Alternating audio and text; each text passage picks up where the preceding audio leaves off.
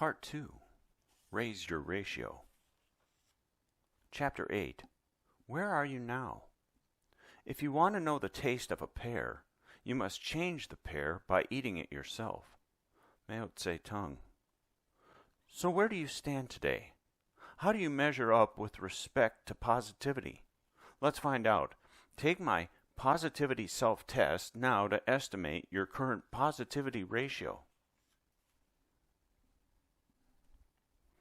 Positivity self-test. How have you felt over the past 24 hours? Look back over the past day and using the 0 to 4 scale below, indicate the greatest amount that you've experienced each of the following feelings. 0, not at all. 1, a little bit. 2, moderately. 3, quite a bit. 4, extremely. Number 1. What is the most amused, fun-loving, or silly you felt? Number 2. What is the most angry, irritated, or annoyed you felt? Number 3. What is the most ashamed, humiliated, or disgraced you felt? Number 4. What is the most awe, wonder, or amazement you felt? Number 5.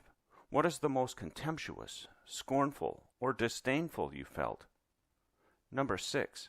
What is the most disgust, distaste, or revulsion you felt? Number 7. What is the most embarrassed, self-conscious, or blushing you felt?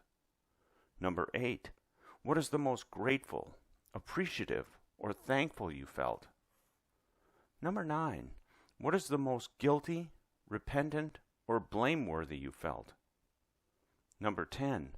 What is the most hate, distrust, or suspicion you felt? Number 11. What is the most hopeful, optimistic, or encouraged you felt? Number 12. What is the most inspired, uplifted, or elevated you felt? Number 13. What is the most interested, alert, or curious you felt? Number 14. What is the most joyful, glad, or happy you felt? Number 15.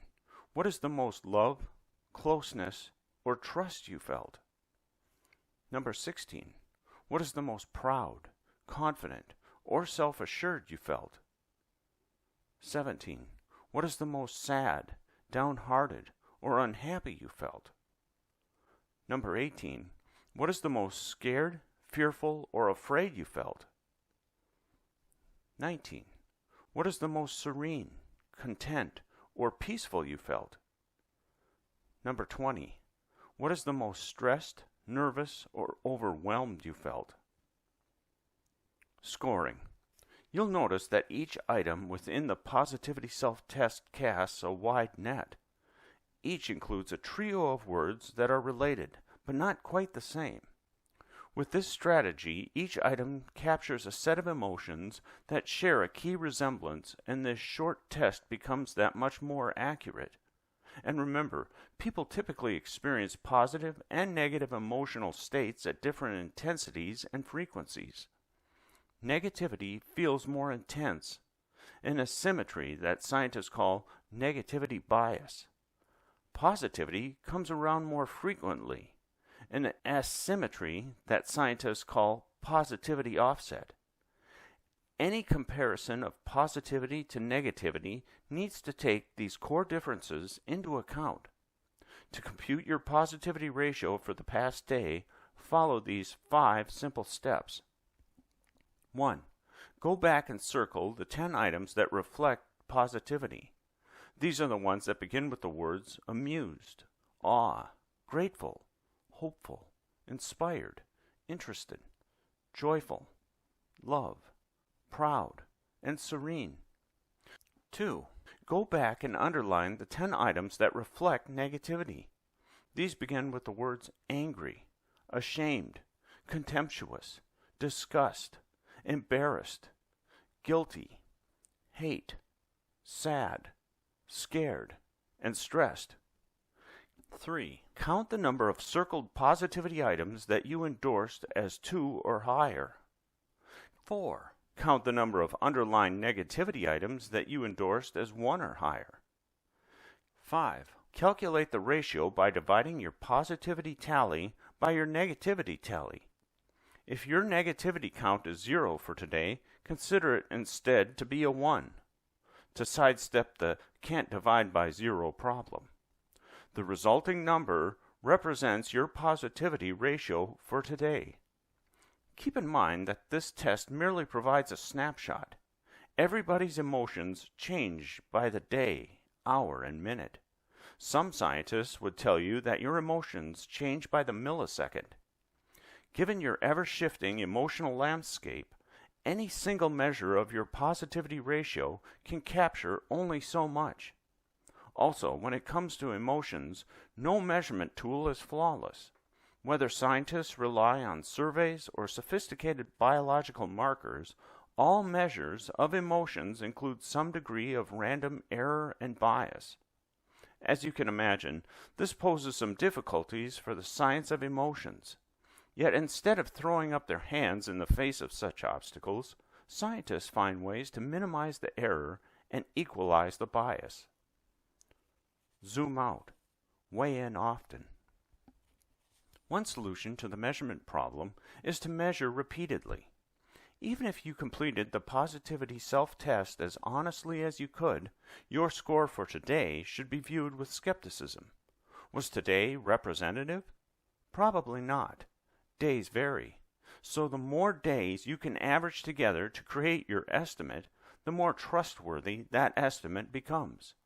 That is, you can often get a more accurate lay of the land from a bird's eye view than by limiting your view to the single acre you can see from the ground. The ideal is to take stock of many days, not just one. To get a more accurate estimate of your positivity ratio, I recommend that you live life as usual and complete a fresh copy of the positivity self-test at roughly the same time every evening for the next 2 weeks. By fresh, I mean unmarked. You don't need your responses from some prior day staring you down as you consider your current day's emotions. There's a fresh copy of the positivity self-test in an appendix to this book to photocopy if you wish. After 2 weeks, count up your positive emotions over the entire 2-week period and do the same for your negative emotions. Then calculate your ratio. An added benefit of calculating your ratio over longer time spans is that it's highly unlikely that you'll face the can't divide by 0 problem. While it's possible to go a day without any noticeable negativity, I doubt that streak will last for 2 weeks. Also, because it's based on more data, this 2-week positivity ratio is more reliable. It provides a better estimate of what your current life feels like. Number Cruncher at your service. Though it may well be interesting and useful for you to understand the scoring method that yields your positivity ratio, making photocopies and hand scoring may be just cumbersome enough to keep you from doing this on a regular basis. So why not assign these tasks to a computer? I created the website to accompany this book to be your own personal number cruncher. You can use it to help you compute your positivity ratio with the added accuracy that comes with a repeated measurement. So I welcome you to visit www.positivityratio.com. Far beyond automatically scoring your responses, this website can also help you track changes in your positivity ratio week by week, month by month, and year by year. You'll want to know what difference it makes as you begin experimenting with new ways to raise your ratio. Using the website tools, you'll be able to track the impact of your efforts. Here's how the website works. You log in using a self-chosen pseudonym and password. If you choose to contribute your scores to a growing database maintained by my research lab, you'll also be asked to provide a bit of background information about yourself. If it's your first visit, then you'll simply complete the positivity self-test, much like the one at the start of this chapter, and log out. From log in to log out, your first visit should take no more than 5 minutes. After that, it can take as little as a minute a day. If you visit the site regularly to complete the positivity self-test, you may then use the charting tools to create displays of your own past positivity ratios as you continue to make new entries.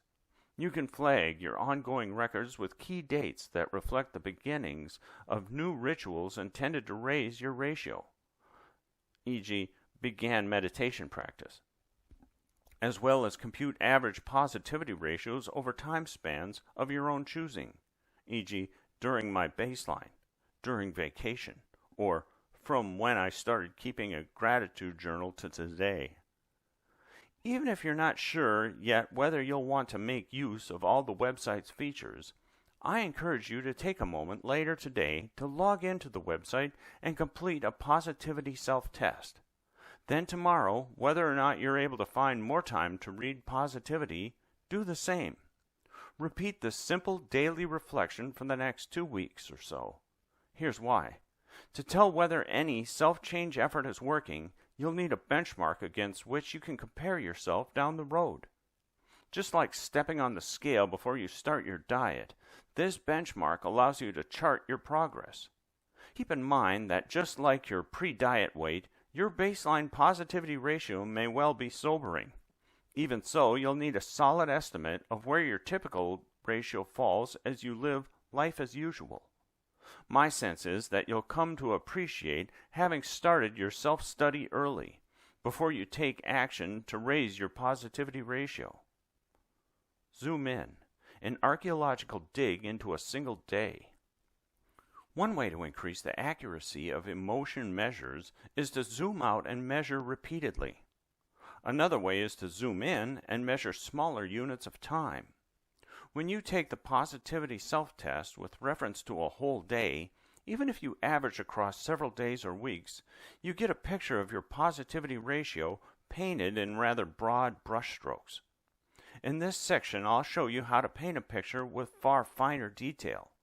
Taken each day, the positivity self-test gives you a bird's-eye view of your positivity ratio. In contrast, when you use the same test in zoom-in mode, you get a rich description of your ratio from the vantage point of an archaeologist just stepping up from the dig site. Why bother to zoom in? If you're like most people, your memory is far from photographic. When you sit down each evening to complete the positivity self-test, can you fully trust your ability to recall the emotional nuances of your day? Scientific studies suggest that you shouldn't. My own early experiments on people's memories for past emotional experiences suggest that your end-of-the-day reports are unduly colored by two things. First, by how you felt during the most intense moment of your day, and second, by how you're feeling at day's end. I call this the peak and end rule.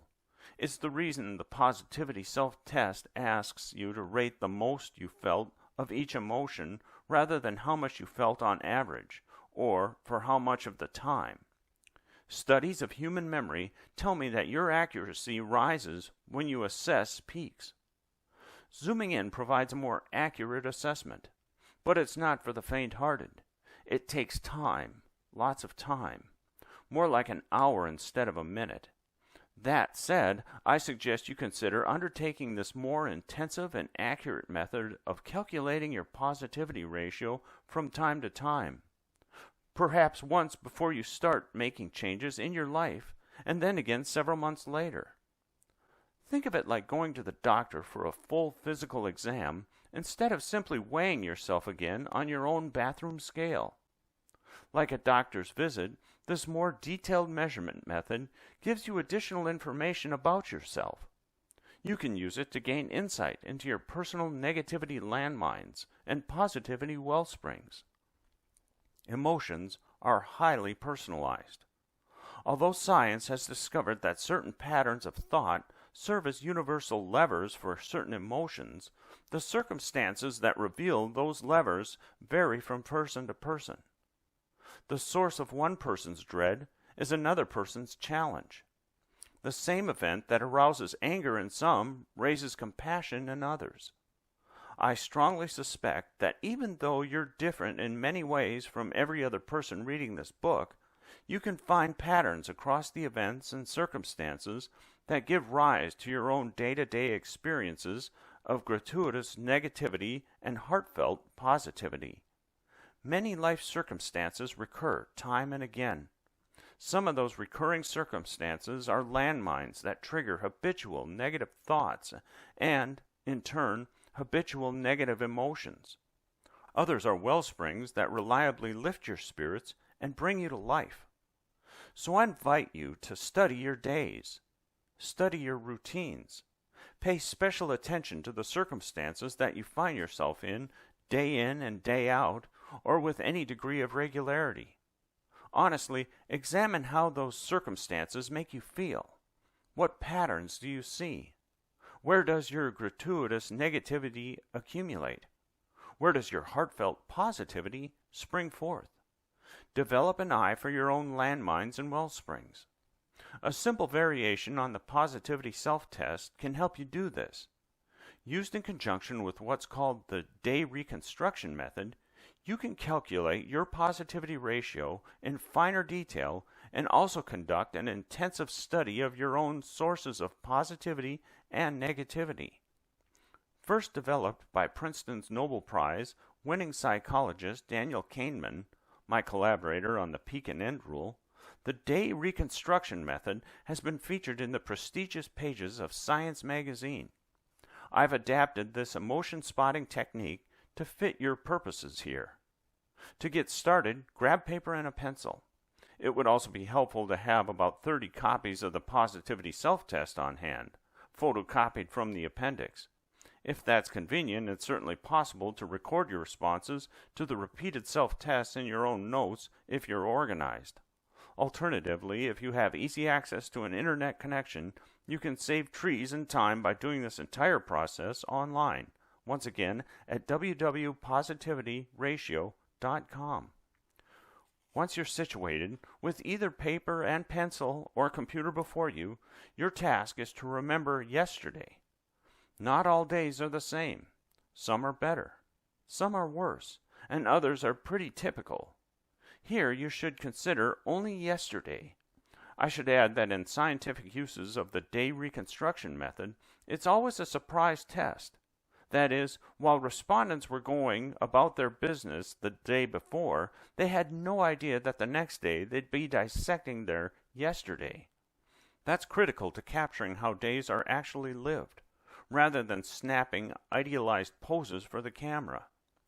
I encourage you to try the day reconstruction method following an ordinary day, making no special efforts to make yourself look good.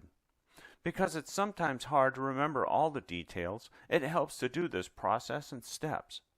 First, record when you woke up and when you went to sleep. Then, reconstruct what your day was like as if you were writing in a diary. Think about your whole day yesterday, from the moment you woke up until the time you went to bed, and divide your day into a series of episodes. Give each episode a number and a short descriptive label like eating breakfast with the kids, commuting, checking email, or meeting with my boss. Write down the approximate times at which each episode began and ended without gaps or overlap in time. In one way, episodes are like the scenes in a movie. One ends and a new one begins. When you change locations, activities, or the people you're with, divide your day into a continuous series of episodes, skipping over none. Your task in completing this test is to consider all of the episodes of your day yesterday. With typical episodes lasting between 10 minutes and 2 hours, you may have as few as 10 or as many as 30 listed within your day. To illustrate, so far this morning, mine are something like this. 6:05 to 6:15 a.m., get up and dress. 6:15 to 7 a.m., go for a jog. 7 to 7:35 a.m., meditate. 7:35 to 8 a.m., eat breakfast. 8 a.m. to 9:40 a.m., write in home office. 9:40 to 9:55 a.m., take a break, get snack. 9:55 to 11:30 a.m., continue to write. You're free to skip over minor scenes like using the bathroom, loading the dishwasher, and the like. After you've identified all the episodes of your day yesterday, revisit each one to paint in the emotional details. Relive each in your mind for a moment. Once you've done so, complete a positivity self-test, rating each of the 10 negative and 10 positive emotional states for that particular period. To catalog the various circumstances of your day, it helps to record a few key facts about the episode, such as where you were, what you were doing, and whether you were alone or interacting with others. Scoring your day reconstruction. You score your day reconstruction much as you score the positive self-test. Tally the positive items and the negative items and divide the former by the latter. This can quickly feel like a mountain of number crunching if you've rated a lot of episodes. Here's when you might consider using the online tools available at positivityratio.com. You'll not only save yourself time, but also gain considerable flexibility in working with your day's data. With a mouse click, you'll be able to tailor the scoring of your day reconstruction to fit your needs. If you're not able or inclined to go online, then go ahead and score it as described. I describe 2 different scoring methods below. Each tells you something different about where you stand with respect to positivity. Here's how you compute your positivity ratio across the entire day. 1. As before, circle the positivity items and underline the negativity items. 2. Across all the episode reports you made, count the number of circled positivity items rated at 2 or higher. 3. Again, across all the episode reports, count the number of underlined negativity items rated at 1 or higher. 4. Divide your day's positive emotions by your day's negative emotions. The resulting numbers give you sharp resolutions on your positivity ratio. Here's how you compute your positivity ratios by episode to locate your negativity landmines and positivity wellsprings. Number 1. As before, circle the positive items and underline the negative items. 2. In each episode, count the number of circled positivity items rated at 2 or higher. 3. In each episode, count the number of underlined negativity items ranked at 1 or higher. 4. Divide each episode's tally of positive emotions by that same episode's tally of negative emotions. When you face the can't divide by 0 problem, substitute 1s for 0s. The resulting numbers are your positivity ratios by episode. 5. Using the short descriptive labels you gave to each episode, order your episodes from least to most positive. If your yesterday was fairly typical for you, the ranking of episodes allows you to identify your negativity landmines as well as the activities of your day that buoy you up the most. There's certainly nothing magical about this method, because you supply all the information about your day. It doesn't truly tell you anything you didn't already know, but it can draw your eye to the emotional details of your daily life, to the activities and circumstances that bring you down and lift you up. Once you've developed your eye for the emotional nuances of your day and come to appreciate the downstream consequences of them, you may not need to rely on this tool. You can instead mentally assess your emotions at key turning points in your day. What was I feeling during breakfast? How was my commute today? What's it like when I chat with my colleagues or eat lunch at my desk?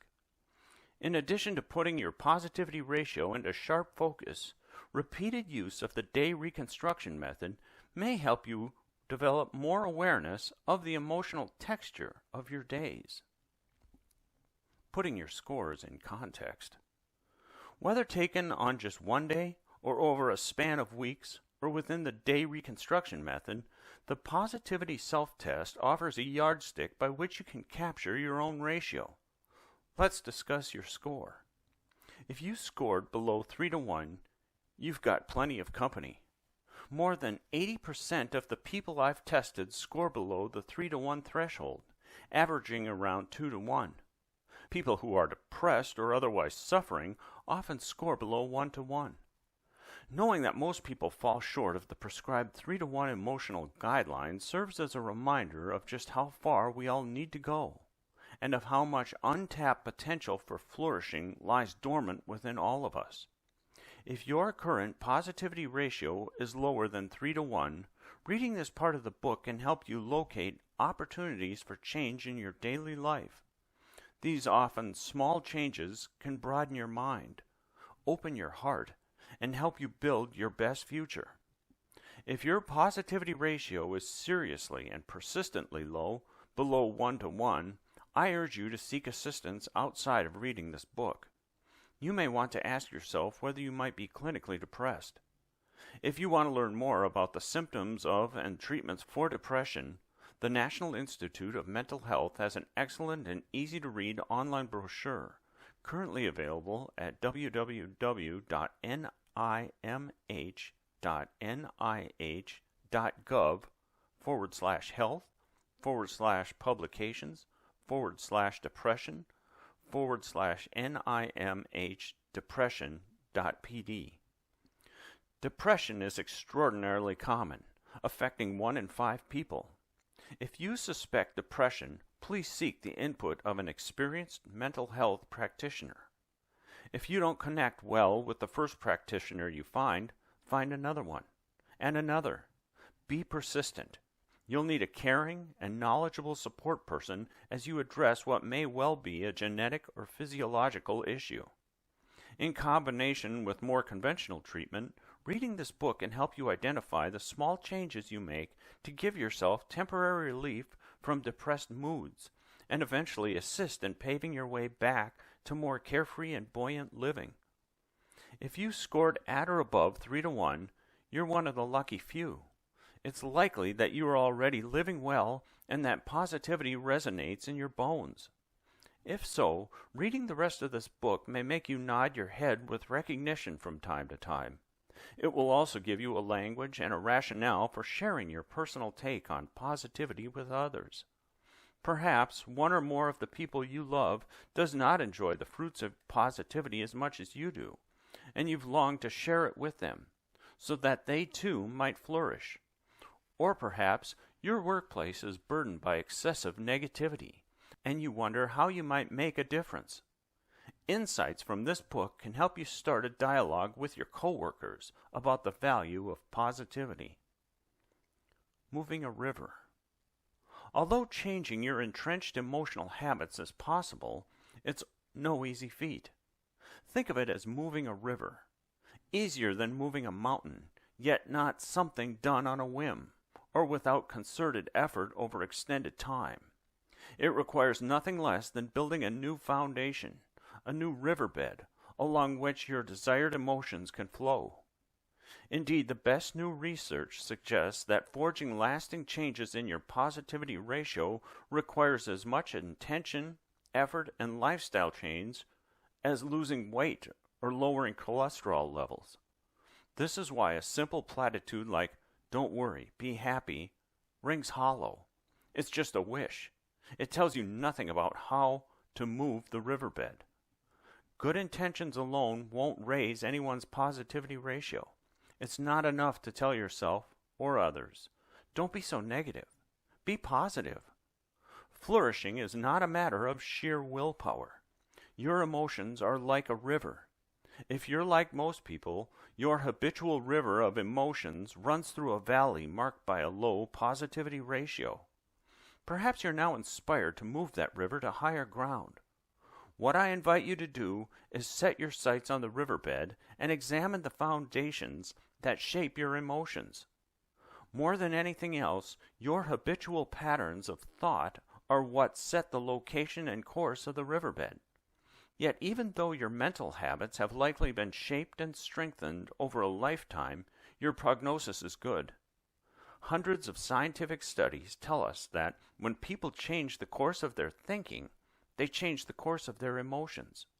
This holds true both in the moment, if you want to zap an unwanted worry, and over the long haul, if you want to recover from a full-blown anxiety disorder.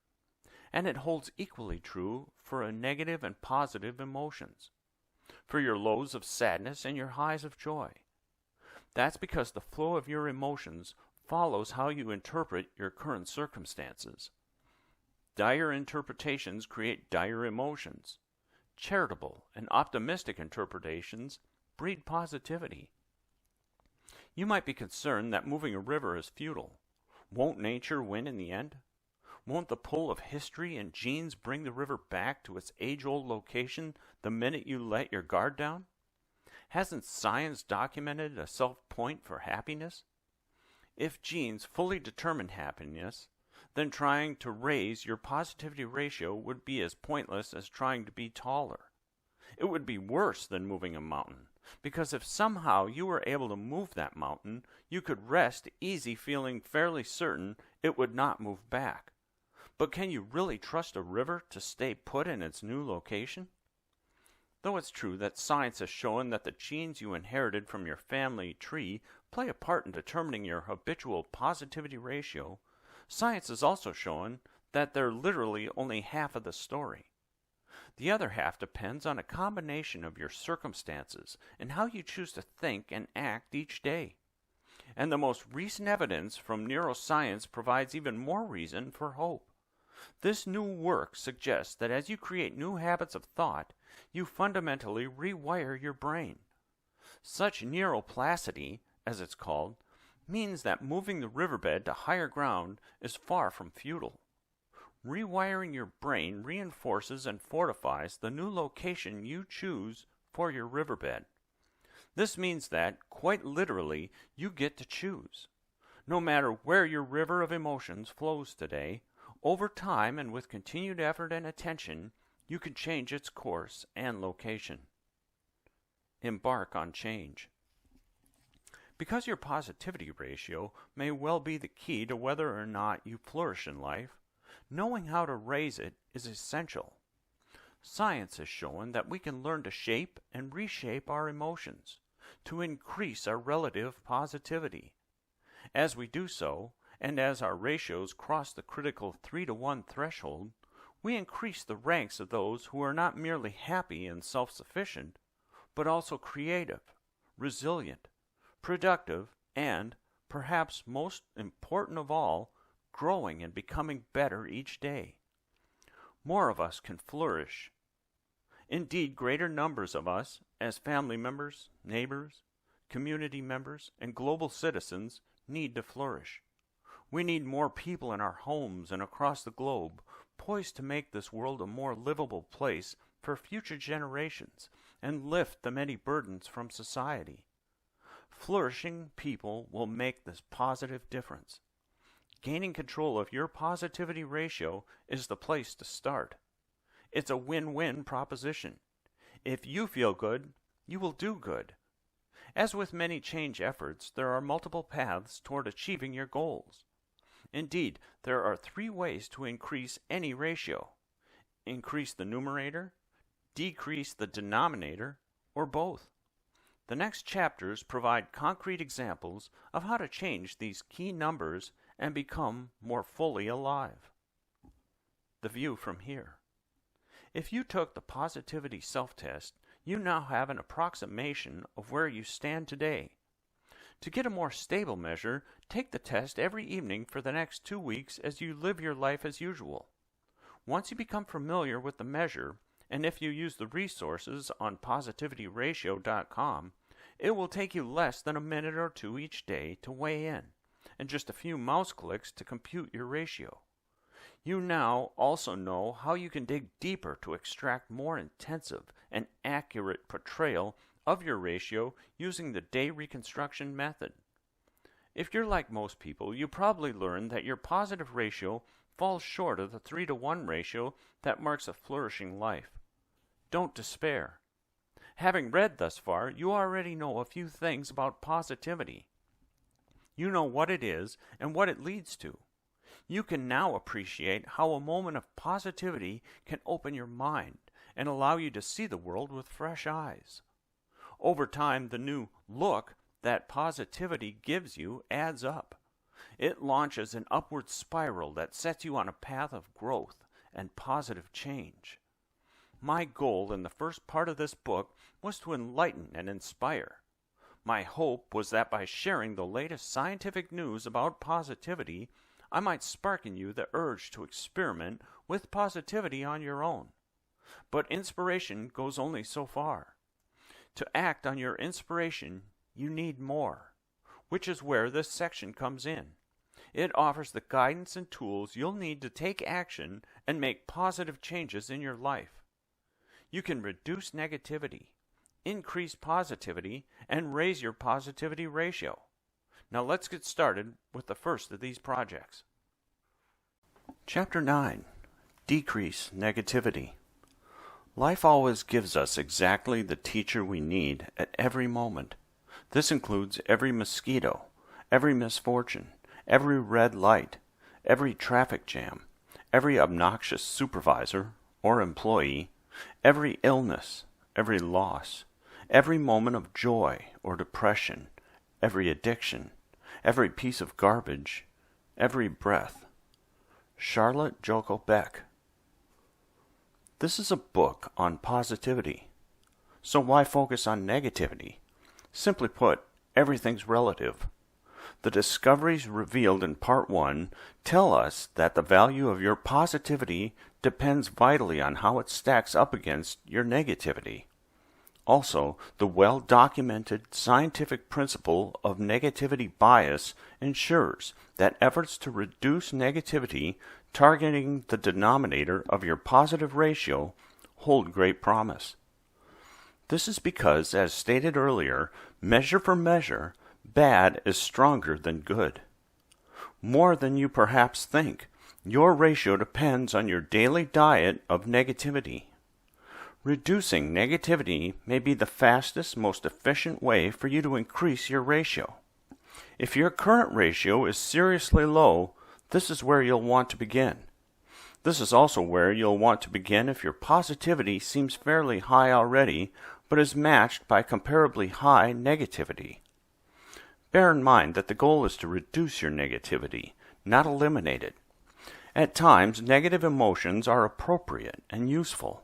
It is proper and helpful, for instance, to mourn after a loss, to resonate on your anger, to fight an injustice, or to be frightened by things that could cause harm to you or your children. Appropriate negativity keeps us grounded, real, and honest. Your best goal is to reduce inappropriate or gratuitous negativity. Whereas some of your negativity is corrective and energizing, not all of it is. Gratuitous negativity is neither helpful nor healthy. Does it help to snap at the cashier after you've waited in line longer than you expected? Is it healthy to berate yourself for not getting the laundry done?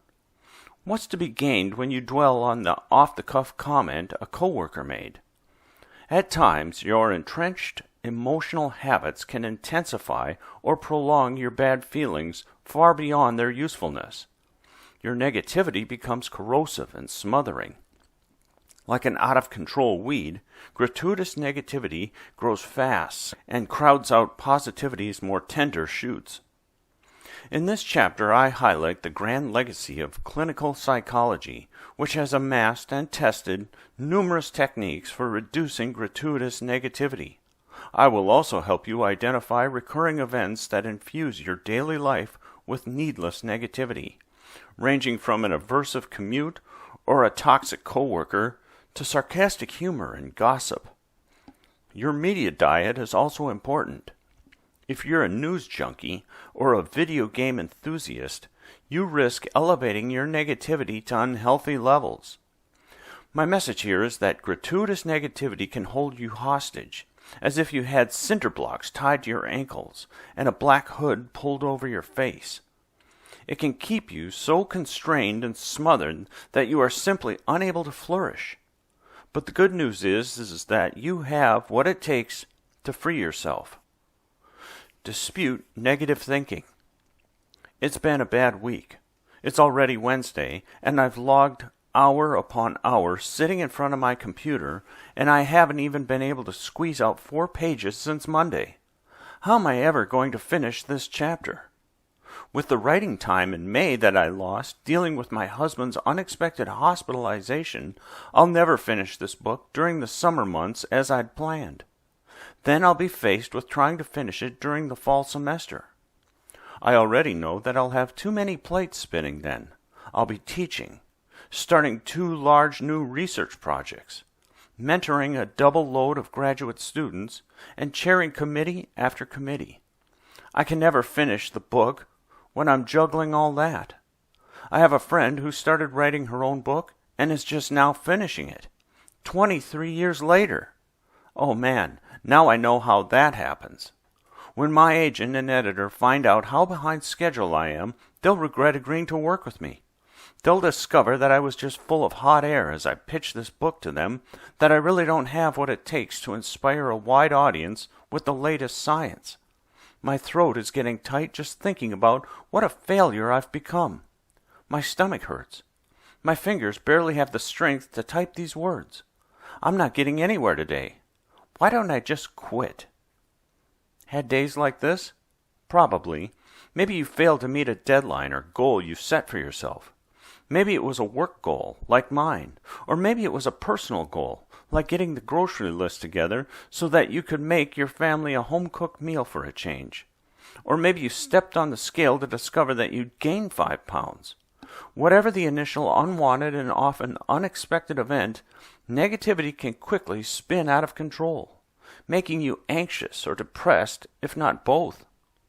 Perhaps the biggest advance in 20th century psychological science was to unlock the way in which predictable patterns of negative thinking breed negative emotions, so much so that they can even spiral down into pathological states like clinical depression, phobias, and obsessive-compulsive disorders. Negative emotions, like fear and anger, can also spawn negative thinking. This reciprocal dynamic is in fact why downward spirals are so slippery. Negative thoughts and negative emotions feed on each other, and as they do, they pull you down their abyss. One scientifically tested way to stop this life-draining cycle is to dispute negative thinking.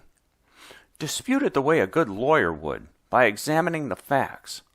Let me go back to my own downward spiral. What set it off? What negative thoughts and beliefs got triggered? What did those thoughts and beliefs in turn make me feel? And how do those thoughts and beliefs compare to reality? What are the facts of my situation? When I take in those facts, truly take them in, how do I feel? If I dig deeply enough, it's clear that what set me off was my slow progress yesterday. I produced only 1.5 new pages. I even had a false start. I wrote 2 pages that I ended up tossing out when I discovered I'd written something almost identical back in Chapter 2. Disappointed with the fruits of my writing, I overgeneralized. I'll never finish this book. I completely discounted the positive progress I had made. It was as if pages of new writing didn't count at all. I also jumped to conclusions. I became certain I'd be trying, in vain, to finish the book during my busy fall semester, and that I was destined to follow in the footsteps of my friend's 23-year book project. Magnifying my setback all out of proportion, I became certain that my agent and editor would discover what a failure I am. The twisted logic in all this negative thinking twisted my stomach, and it made it hard for me to breathe. I became supremely unmotivated to write. Even my fingers felt deflated. I'd worked myself into an anxious, hopeless, and depressed mess. But hold on. What happens when I check in with the facts of my situation? Why don't I review my writing log? Long ago I discovered that my thinking was sharpest and I was most productive in the morning, so I set aside my mornings to write. Data junkie that I am, after each writing session, I log how many hours I devoted to writing that morning, and how many pages I produced. In the 48 writing mornings I've devoted to this book so far, my average output has been 3.03 pages a day.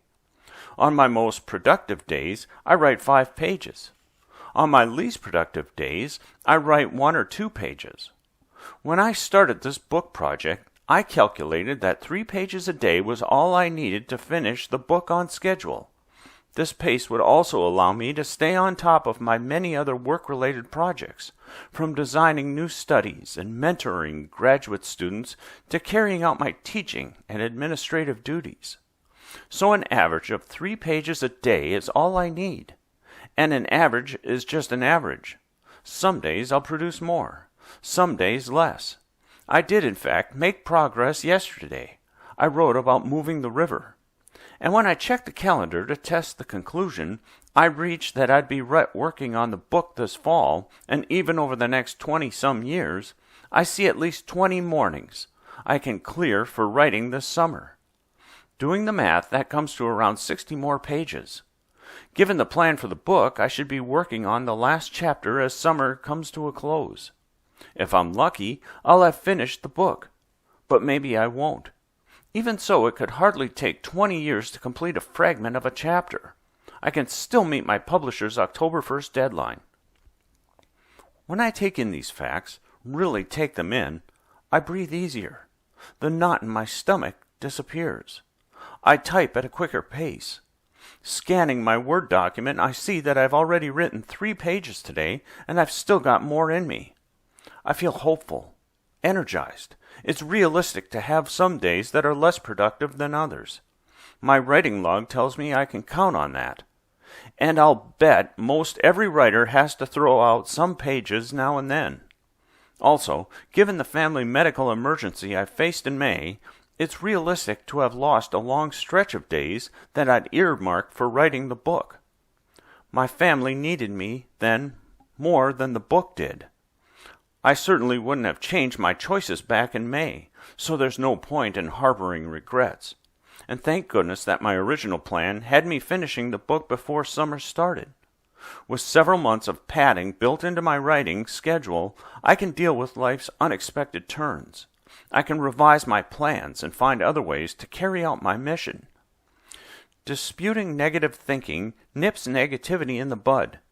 When you dispute negative thoughts, you're left with a mild sense of disappointment mixed with a healthy dose of hopefulness. When you fail to dispute them, you wallow in disappointment, which mushrooms into anxiety, hopelessness, shame, dread, and more. There's no room in this immobilizing heap of negativity for hope or any other good feeling. You're smothered. Learning to dispute twisted forms of negative thinking is the heart of cognitive behavioral therapy, or CBT. You don't need to have a diagnosable mental illness to benefit from this skill. You can use it to keep inevitable negativity at bay, in keeping with the facts. Several books written by leading scientists and practitioners can help you learn the skills of disputation as well as the other tools I'll discuss in this chapter and beyond. See the recommended resources section at the back of this book. Scientific studies show that these books truly do provide help. Reading them lastingly reduces people's depression. It's important to recognize that disputation is not wishful thinking. It doesn't mean that you simply paper over your negative thoughts with rosy ones. In fact, although disputation has positive consequences, it's not positive thinking at all. My friend, Marty Seligman, author of a best-selling book on the subject called Non-Negative Thinking, by disputing your negative thoughts, you don't suppress them, push them out of mind, or whitewash them. Instead, as you check them against reality, you literally dissolve them. They melt away just as the Wicked Witch of the West did when Dorothy poured that fateful bucket of water on her in The Wizard of Oz.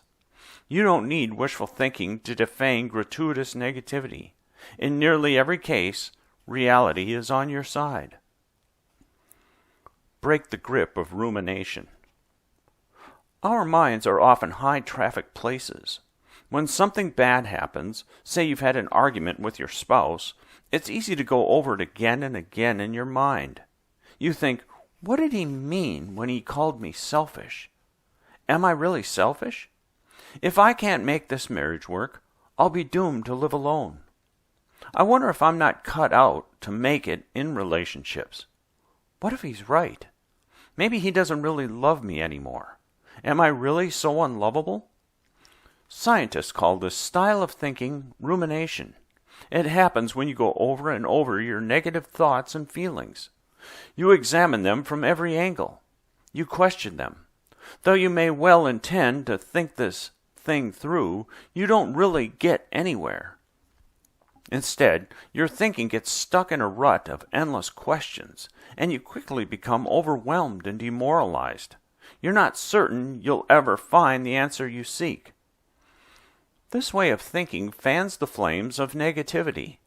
That's because when you ruminate, you see everything through the distorted lens of negativity. And negativity doesn't play fair. It doesn't allow you to think straight or see the big picture. Studies show that when people experience negative emotions, they selectively call to mind negative thoughts. That's simply the way our brains work. We create a chain of thoughts that are linked by their negative tone. So when you ruminate, you dredge up thoughts that only add fuel to the fire of your negativity. And because negative emotions and narrowed negative thinking feed on each other, they drag you down. Ruminating on endless questions and concerns is another way to send your positivity ratio into a tailspin.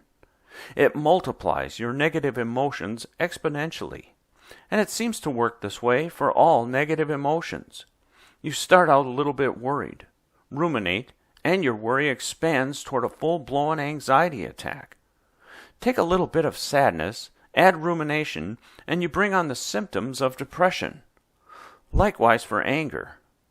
Experience a setback, rant and rave internally, and you may well lash out in violence or become a verbal loose cannon. With the starter dough of honest negativity, rumination creates an expanding rat's nest of gratuitous negativity that usurps your mental space. Rumination hardly leaves you in a position to dispute negative thinking. After all, checking in with the reality of your circumstances requires clear eyes. Before you can think straight about the situation you're facing, you need to put the brakes on the downward spiral you're in.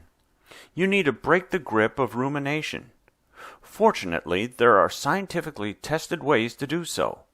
These too are part of the grand legacy of cognitive behavioral therapy, this time with an emphasis on the behavioral side. As with many things, the first step is awareness. You need to be able to spot the damaging cycle of rumination when it's happening. You need to recognize that your endless mulling isn't doing you any good.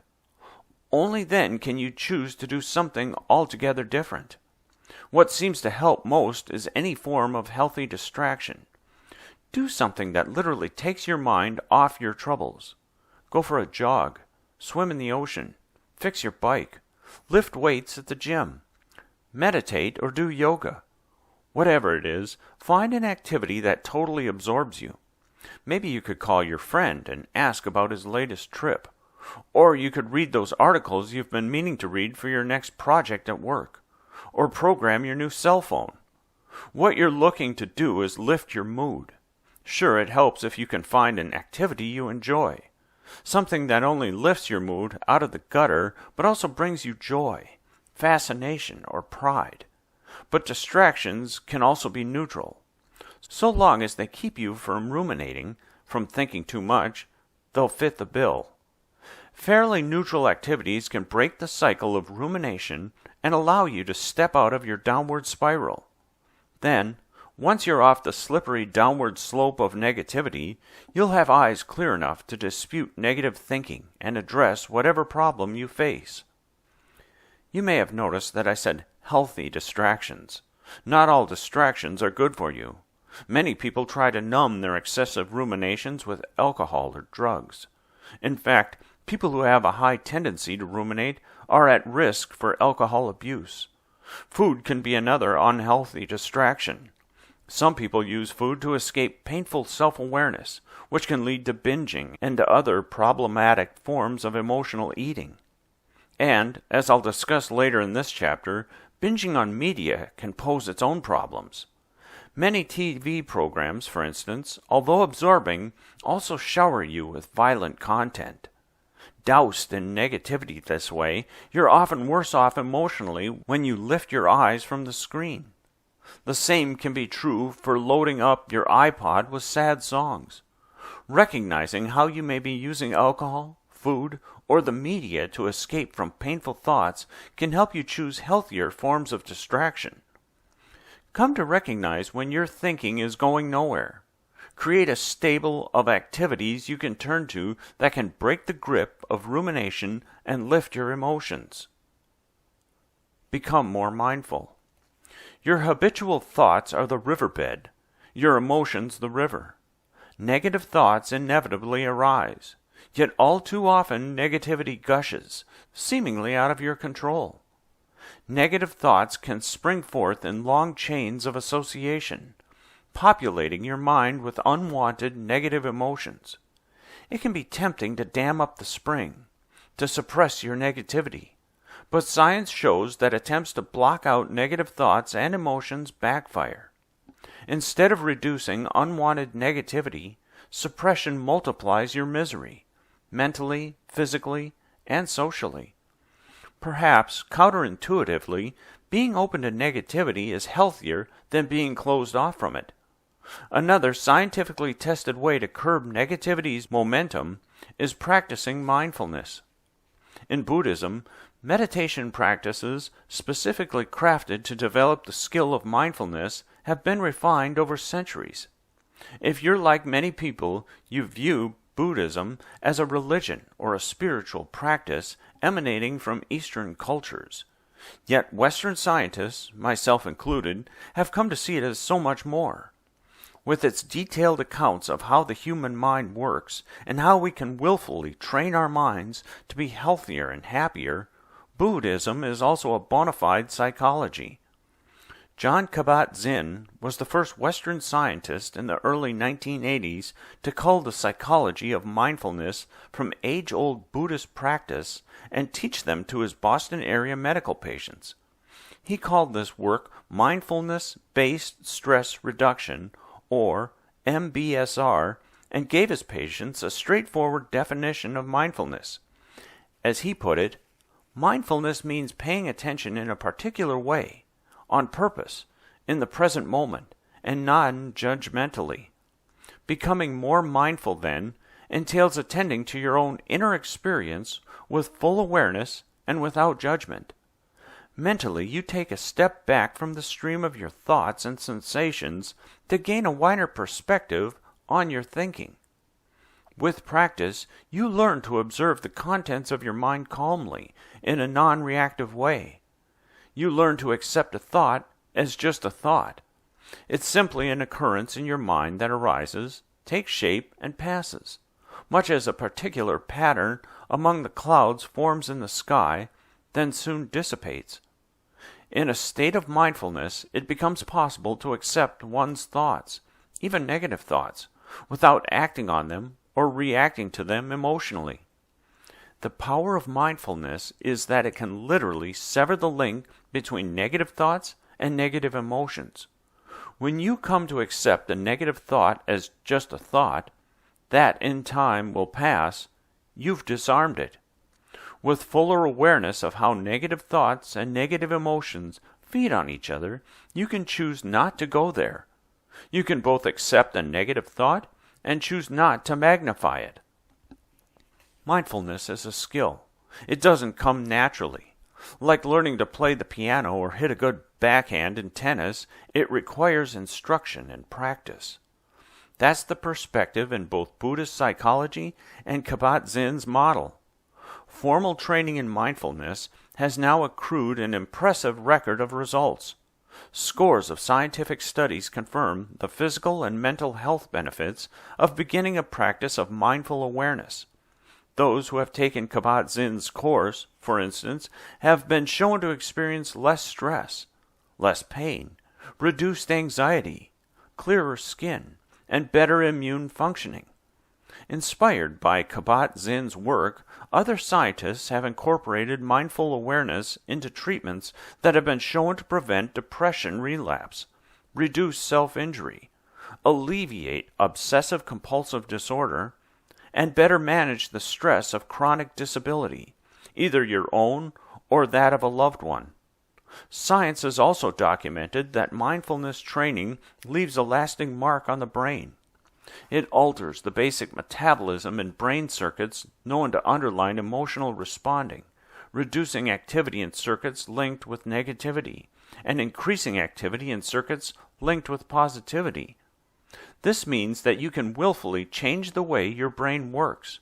You can harness neuroplasticity to reinforce the move you make in your own mental riverbed. Perhaps the best way to develop the skill of mindfulness is to take a class or a workshop. An experienced teacher can help you up the steepest parts of the learning curve and inspire you to keep at it. Then you can practice on your own, setting aside regular time in your day to meditate or otherwise practice mindful awareness. Remember, mindfulness does not require meditation. It's simply a way of paying attention. Of course, taking a class or workshop isn't strictly necessary. You can also start by reading this book or one of the many other books written to introduce mindfulness skills to interested readers. I can tell you from personal experience that reading books like these and beginning your own meditation practice can get you moving in the right direction. Back in the late 1990s, that's what I did. I read one of Kabat-Zinn's books, listened to a few of his guided meditations, and taught myself to meditate. Again, data junkie that I am, I tracked the effects of my beginning meditation practice on my day-to-day emotions and mindsets. The results were clear. I was less anxious and better able to focus, whether I was at work considering my research ideas, or teaching plans, or at home connecting to my husband, or preparing for the birth of our firstborn. I even credit my budding skill and mindfulness with helping me endure the pains of labor and childbirth without medication. Yet despite my seeming success in learning mindfulness on my own through books and intermittent practice, I can attest that formal instruction makes an enormous difference. 7 years after I began my informal dabbling in meditation, I landed in that 7-day silent retreat for scientists studying meditation. This was my first formal instruction with in-person experts in the practice of mindfulness. We were blessed to have some of the most renowned and cherished Western teachers: John Kabat-Zinn, Joseph Goldstein, Sharon Salzberg, and Guy Armstrong. My practice deepened more than I knew was possible after that awe-filled week. Although I'd made forward progress by learning mindfulness on my own, I'd have developed this skill faster and with greater benefit had I taken formal training earlier.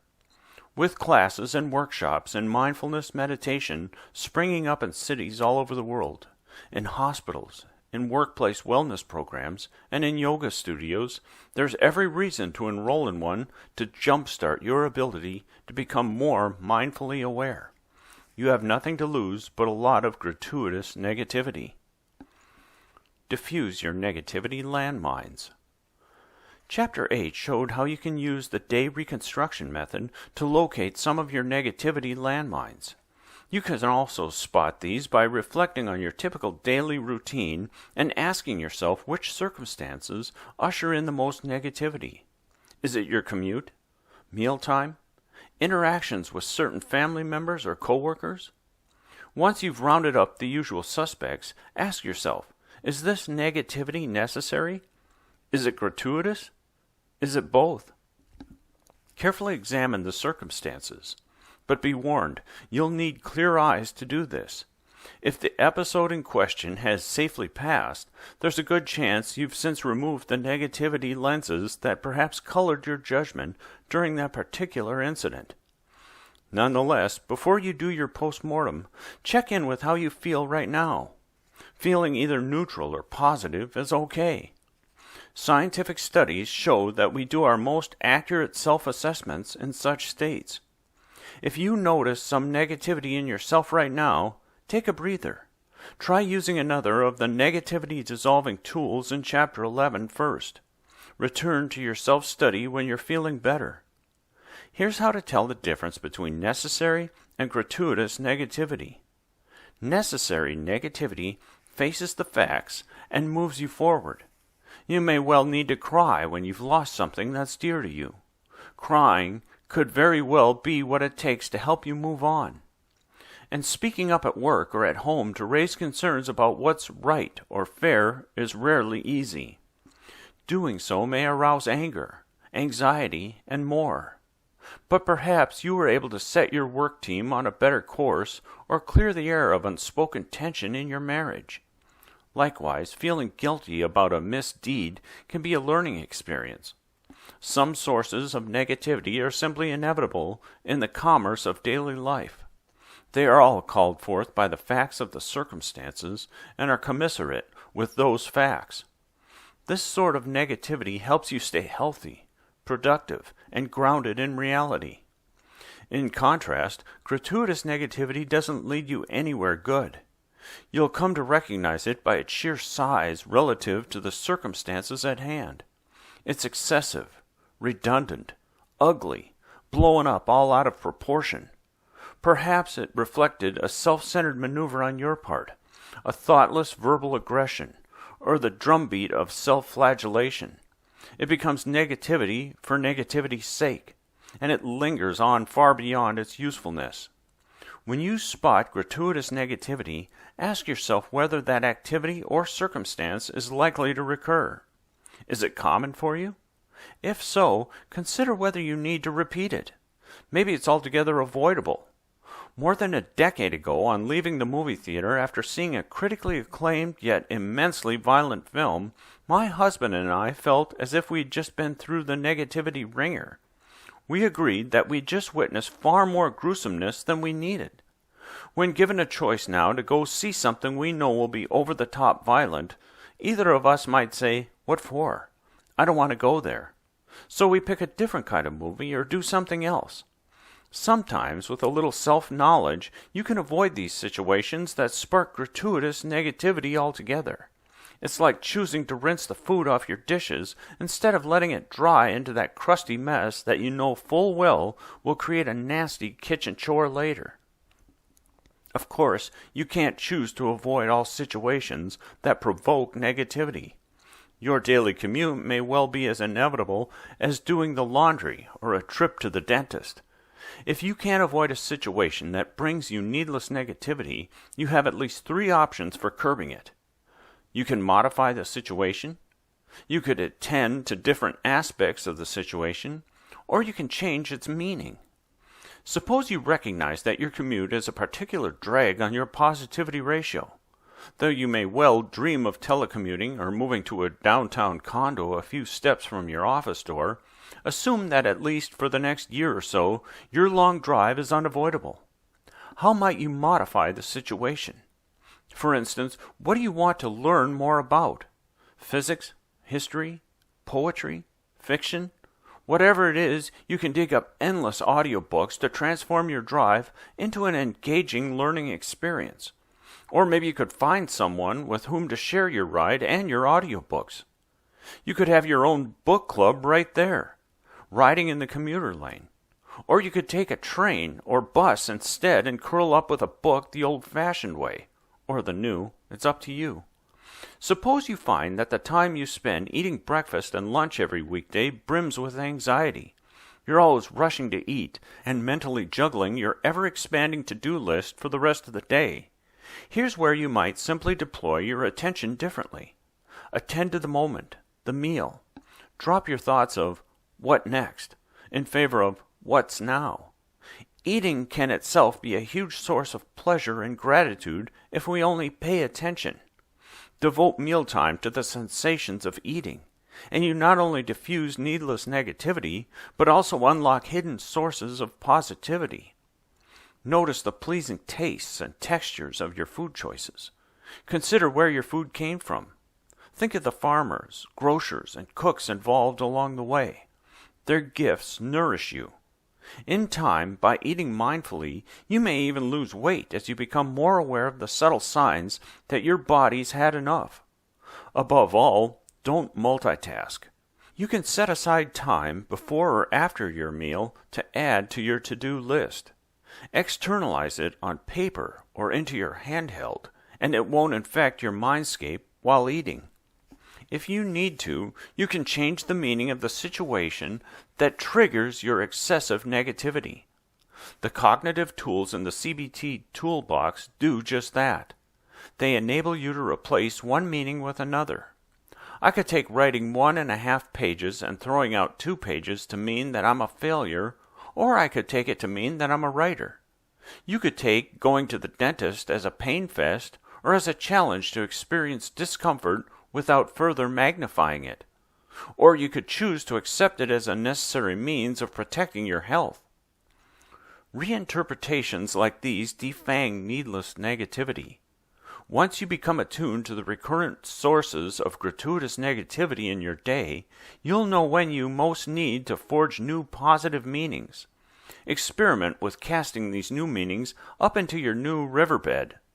Observe how it makes you feel, how it can calm you and energize you to move forward. Although each person needs to discover on their own the recurrent circumstances in life that carry needless negativity, I find that a few negativity landmines are worth singling out for deeper discussion. The next 3 sections take on our media habits, social banter, and toxic relationships. Assess your media diet. If it bleeds, it leads. In one way or another, we've all heard this rule of thumb for news broadcasting. Negativity leads the way because marketers long ago discovered just what scientists have. That negativity grabs your attention, draws you in, and keeps you watching. Certainly, we all need to keep informed about what's happening in our community, nation, and world. And some of what's happening is inevitably bad. Forest fires, shootings, war. But when journalists and other media shapers bring together all these riveting stories, the picture that emerges is unbalanced. In fact, surveys show that the more people watch television, the more violent they judge the world to be. You might think that those who watch a lot of TV are simply better informed about the evils of the world. They're not. They grossly overestimate rates of violence. People who watch less TV are more accurate judges of the degree of risk we all might encounter each day. Violence is similarly used to captivate and entertain us in movies, television, video games, and more. Audiences clearly enjoy being pushed to the edge of what they can comfortably take. Violent entertainment is a booming part of the world economy. Yet the downstream physiological costs of viewing violent media have been well studied. Scientists show that as you consume violent media, you increase the odds of becoming violent yourself, in large and small ways. You are more likely to hurt others, be suspicious of others, and find violence to be an acceptable solution to interpersonal problems. Media violence zaps your empathy and your kindness. Yet the negativity spawned by media is often more subtle than violence. Consider, for instance, the implicit message about thinness, sexuality, beauty, and race that pervade the visual media. Even more than family and friends or schools and the workplace, our media teaches us what's to be expected and what's normal. It's not hard for viewers, especially young viewers, to feel that they don't measure up. This can set the stage for an enduring sense of shame that infects interactions with peers and otherwise reduces everyday enjoyments. As a culture, we're coming to care a lot about the foods we eat. If we don't want to ingest unnecessary toxins, we buy organic produce. If we want to avoid unhealthy fats, we read ingredient labels. Yet we ingest toxic messages without a thought. As you study the recurrent activities in your life that inflate your levels of gratuitous negativity, pay close attention to how you feel ingesting media, both during and after. Was all that negativity you felt necessary? Was some of it gratuitous? How could you alter your media diet to cut out the saturated fats, the needless negativity? One solution I've found is to get my news online. This enables me to scan headlines and be choosier about what I eat. Your media diet is double-edged. It informs and entertains you, but often at a price of lowering your positivity ratio. Find substitutes for gossip and sarcasm. Most days you swap stories with your colleagues or shoot the breeze with your friends and family. Here, just like a Hollywood TV producer, you seek an audience and make choices about the messages you convey. If you're like many people, you've learned over time that a little verbal violence is titillating. It gets you noticed. This may be what draws you to gossip about the foils of others, or to become cynically sarcastic toward your conversation partners. But these ways of amusing yourself are double-edged. They come at a price to you and others. If gossip or sarcastic humor is habitual for you, consider whether you are needlessly shackling your own positivity ratio and also bringing those around you down. If this is you, challenge yourself to find substitutes. When you talk about others, highlight their positive qualities and good fortunes, not their weaknesses and mishaps. When you want to poke fun lightly. Hurl puns, not barbs. Avoid hidden forms of verbal aggression that cause needless guilt, humiliation, irritation, or self-consciousness to you or your conversation partners. As we know, occasions for necessary negativity abound, so there's little need to manufacture negativity with your daily banter. Doing so needlessly cripples your positivity ratio and crushes your odds of flourishing.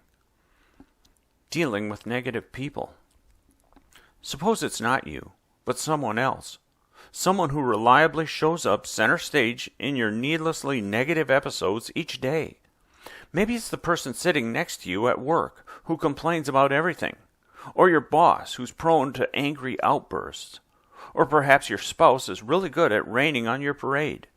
Time and again, I'm asked this question: how do I deal with the negative people in my life?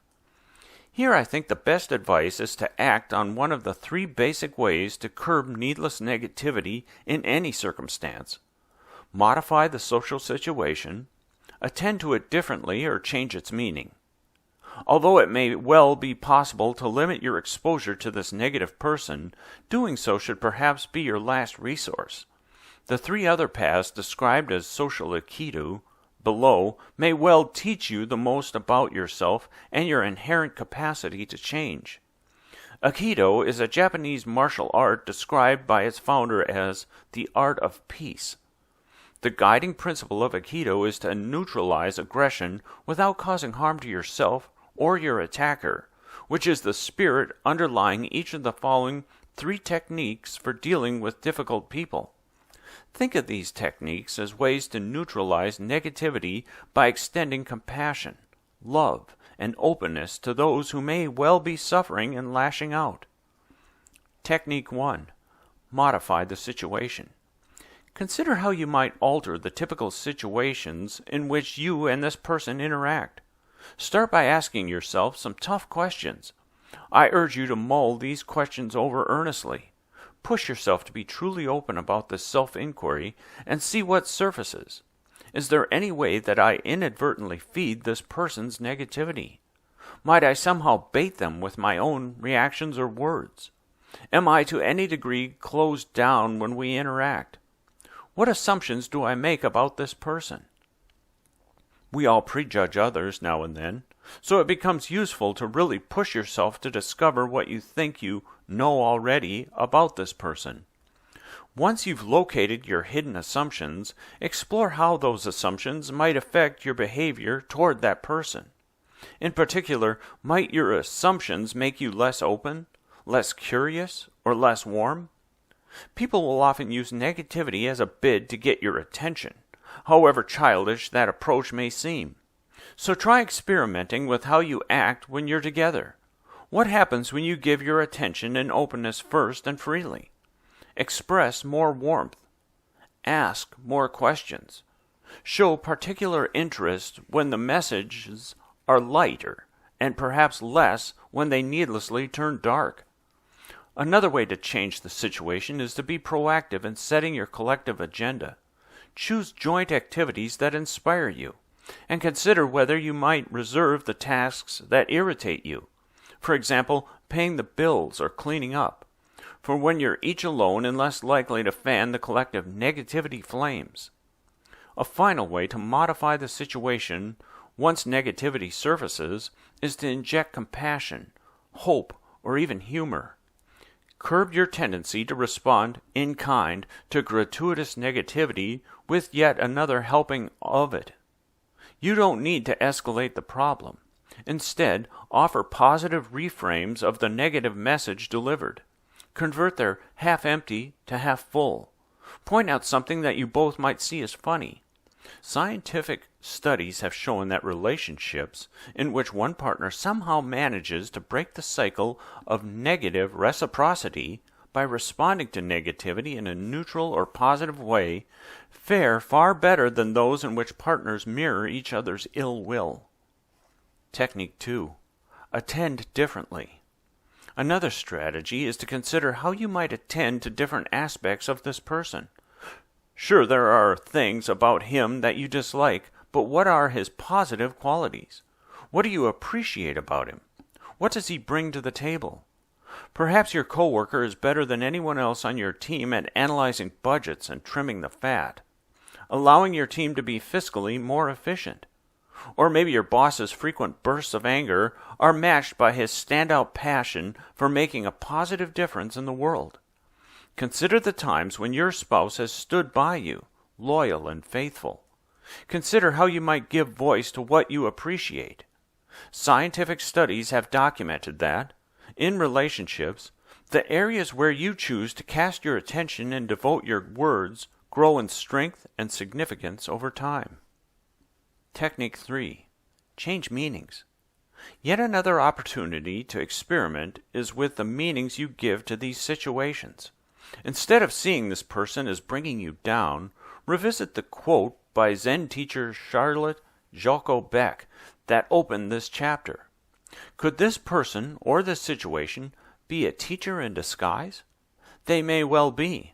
If you reframe your time with her as a challenge to be more mindful, less judgmental, or more compassionate.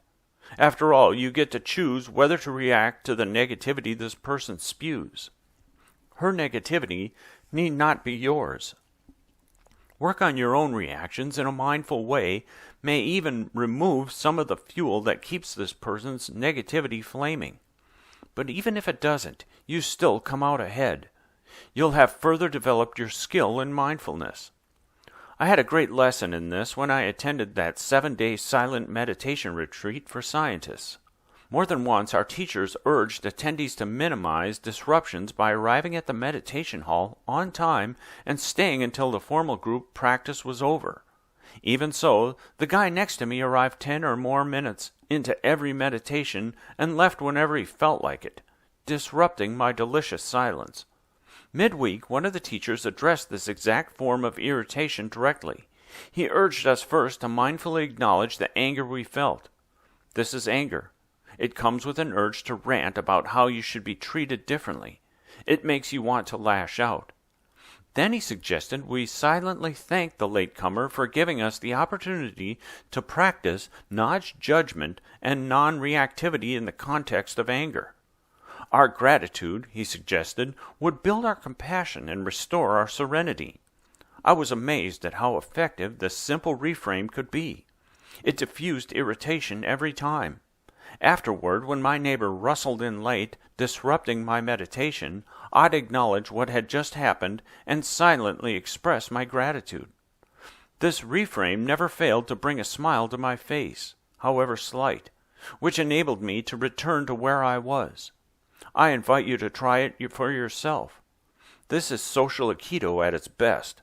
Negativity disarmed with no harm done to you or anyone else. The view from here. We've now taken a close look at the amount of negativity, both necessary and gratuitous, in your daily life, and I've introduced several tools you can use to dismantle needless negativity. Chapter 11 offers more. Study upon study documents that these tools work. They've been shown repeatedly to make a positive difference in people's lives. I can say with confidence that learning how to use them is well worth your time. Experiment with disputing your negative thoughts and using healthy distractions to break the grip of rumination. Experiment with mindful awareness. Use the tools available at positivityratio.com to more readily uncover your negativity landmines. We all have immense room for improvement in our positivity ratios. Taking some of the weight out of your denominator is a great place to start. Yet it's not the whole story. We're always going to have at least some negativity. That's life. To provide a healthy counterweight to it, you also need to learn how to lift your positivity. Now that you know how to untie those cinder blocks and cast aside that black hood, let's see what it takes to fully blossom. Chapter 10. Increase Positivity. One evening, an old Cherokee told his grandson about a battle that goes on inside people. He said, "My son, the battle is between two wolves inside us all. One is evil. It is anger, envy, jealousy, sorrow, regret, greed, arrogance, self-pity, guilt, resentment, inferiority, lies, false pride, superiority, and ego. The other is good. It is joy, peace, love, hope, serenity, humility, kindness, benevolence, empathy, generosity, truth, compassion, and faith." The grandson thought about it for a minute and then asked his grandfather, "Which wolf wins?" The old Cherokee simply replied, "The one you feed."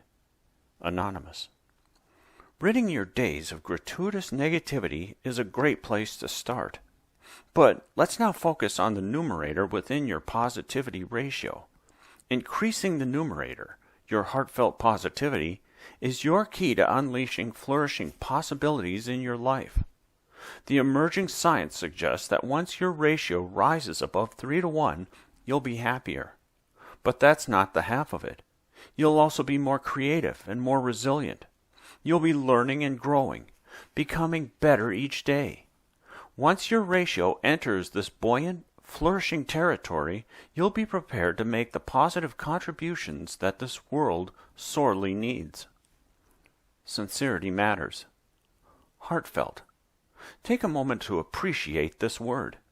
To truly feel positivity in your heart requires that you slow down.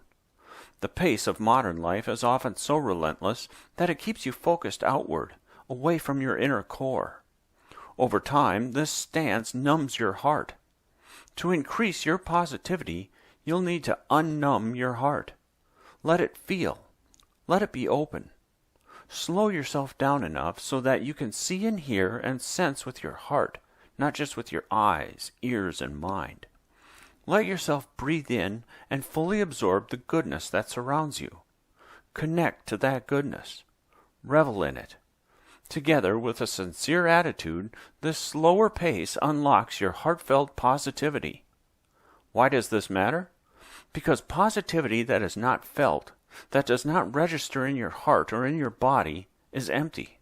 It does you no good. Actually, it can be worse than no good. It can be downright harmful. We saw that back in Chapter 2. Fake smiles, just like sneers of anger, predict heart wall collapse. Positive words not matched with positive feelings wash the body in stress hormones. Insincere positivity is not positivity at all.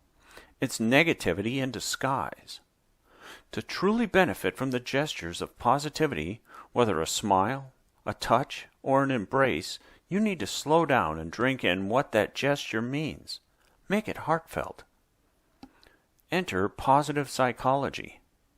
Before the 21st century, science had scarcely concerned itself with increasing heartfelt positivity. True, a handful of scientists, myself included, toiled away to discover the causes and consequences of positive emotions. But we worked mostly in isolation, and only a few practitioners were motivated to apply the scientific findings we uncovered. That scene has changed dramatically.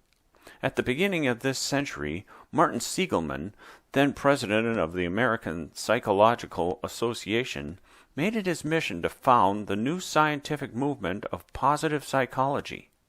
Seligman argued that psychology had unwittingly adopted a disease model, concerning itself primarily with alleviating human suffering.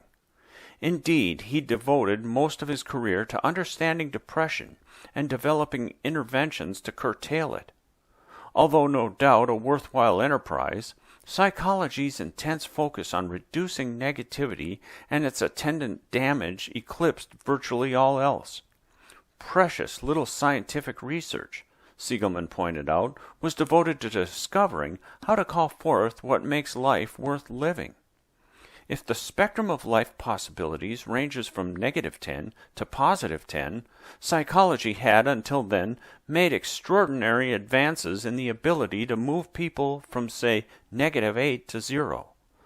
But we knew little about how to raise people above 0 to +6 or +10. Siegelman invited psychologists to imagine the contributions they could make if they shifted their focus beyond alleviating human suffering to include cultivating human flourishing. The idea spread like wildfire. People were hungry for it, scientists and practitioners alike. My expertise in positive emotions put me at the forefront of positive psychology. At one of the first meetings held to galvanize this new movement, located in the stunning beauty of Ht'l, Mexico, I helped articulate the mission and scope of the new positivity psychology. Only a decade old, positive psychology has already produced a wealth of information about how to unlock positivity. This chapter spotlights many of those contributions. Find positive meaning. A common thread running through many approaches featured in this chapter is that your habitual patterns of thought are pivotal. Your thinking reveals how you interpret your current circumstances, the meaning you find within them. A key way, then, to increase your positivity and move your positivity ratio to higher ground is to find positive meaning more frequently within your day-to-day life circumstances. Finding positive meaning is always possible. Does the local forecast predict a partly cloudy sky or a partly sunny sky? Is the cup or cupboard half empty or half full? Most of the circumstances you face in life are not 100% bad, so the chance to find the good and honestly accentuate the positive meaning in your current circumstances is always present, even if it's simply to realize that this too shall pass. When you reframe unpleasant and even dire circumstances in a positive way, you boost the odds that positive emotions, like hope, will flow forth. Granted, such silver lining positivity is often subtle, so much so that it doesn't fully neutralize the adverse situation. But keep in mind that eliminating negativity is not your goal. Even when positivity doesn't eliminate negativity, it still unleashes positive dynamics. We saw that in the study I conducted after 9/11, which I described in Chapter 6. After this national tragedy, positivity provided a lifeline that enabled some U.S. citizens to put the brakes on depression's downward spiral and bounce back to become even stronger than before. Likewise, scientists who have studied the emotional upheaval of bereavement have found that people who experience at least some heartfelt positivity intermixed with their grief recover far faster. Some bereaved people cultivate their positivity by reflecting on the good qualities of their lost loved one. Others do it by cherishing the care they're receiving from loved ones still present. Still others might reignite their positivity by resuming their daily activities and making a difference for others. No matter how they do it, positivity opens up space in them, space enough to develop their plans and goals for the future. Plans and goals are the fruit of positivity's broadened minds. And sure enough, together with positivity, having plans and goals is what helps bereaved people bounce back. Meanings are interpretations, the sense you make of your current circumstances. Whether you acknowledge it or not, you forge meanings all day long. Although you might call these small if you cast them in a positive manner, you pave the way for streams of positive emotions to follow. What about big meaning? How about the meaning of life itself? What sense do you make of your life as a whole? What story do you tell yourself about why your life has gone the way it has? Does that story energize you, or does it hold you down? Can you say with confidence what your ultimate mission is for your life? If so, does that mission serve as your touchstone? A compass that helps you get back on track when you've wavered off course? Although the riverbed of your mental habits is shaped more by the accumulation of the small interpretations you make as your days unfold, articulating your biggest interpretation, the meaning of your life as a whole, supplies a blueprint for the smaller meanings you forge moment by moment. Savor goodness. Silver lining positivity results from finding the good within the bad, from turning something negative into a positive. But another strategy for increasing your positivity is to find the good within the good, by turning something positive into something even more positive. You might call this gold-plated positivity. When something good is about to happen to you, what are you saying to yourself? When you're surrounded by good fortune, what are you thinking? Or when something wonderful is shrinking from view in your rearview mirror, what's running through your mind? People vary in their responses. Some people let their doubts and suspicions lead the way. It won't really happen to me. This can't be happening. Or, I knew it wouldn't last.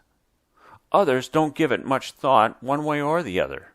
Goodness seems to sneak up on them suddenly and disappear just as quickly. Yet some people find a way to savor goodness.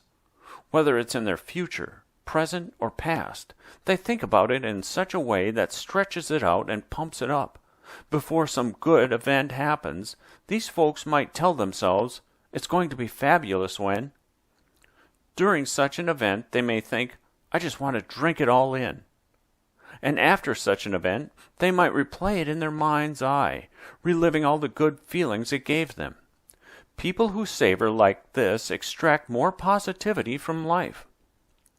Whether people naturally savor is often a matter of self-esteem, about whether they feel they deserve good things to happen to them or not. Even so, savoring is a mental habit you can develop. My open heart study, described in Chapter 5, confirmed that the ability to savor is a resource you can build. Beyond merely accepting goodness, you can learn to relish it, deeply appreciating each facet of its pleasantness. If savoring is new to you, learning to do it well can multiply your positivity threefold as you extract more heartfelt goodness before, during, and after pleasant events. To savor simply means considering good events in such a way that you willfully generate, intensify, and prolong your heartfelt enjoyment of them. Learning to savor entails slowing down and attending mindfully, like taking the time to appreciate all the good aspects of preparing a meal, from the feel of the vibrant fresh vegetables and the aroma of the mix of herbs you've added, to the taste of it all as you adjust the seasonings.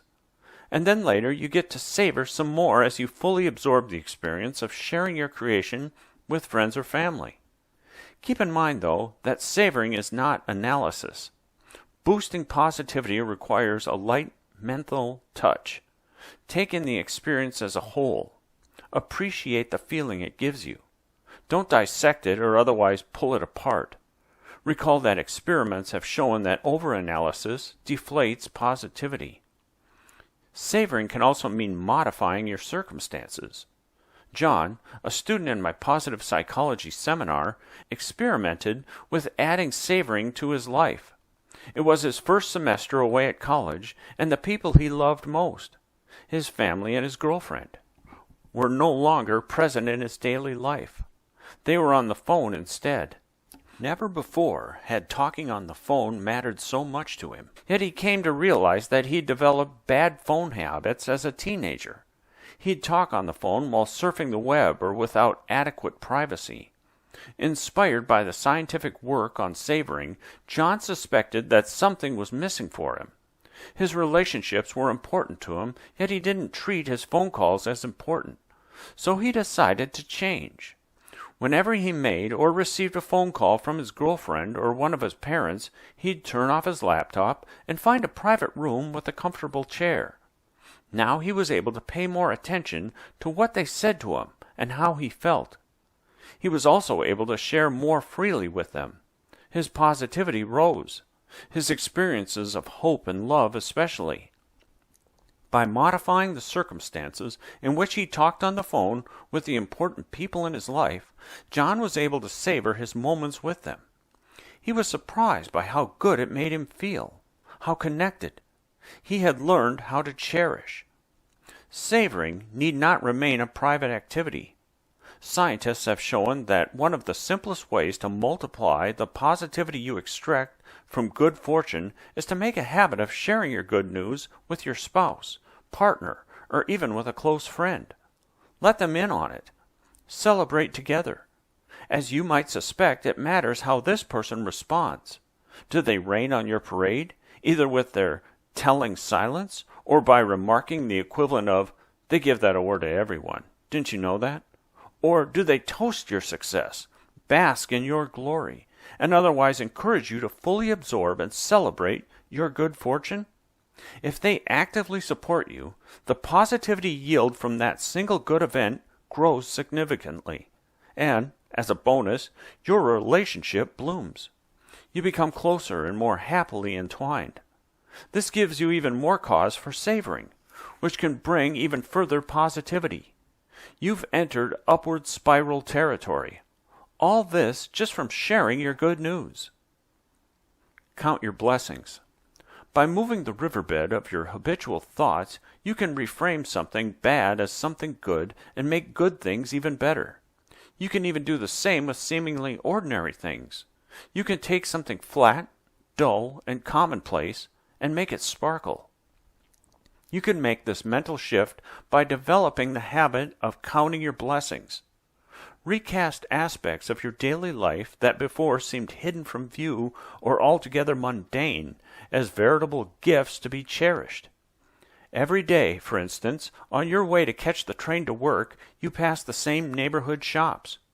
Perhaps you never really took notice of the cut flowers standing in large buckets along the sidewalk in front of the produce stand. But one day you do.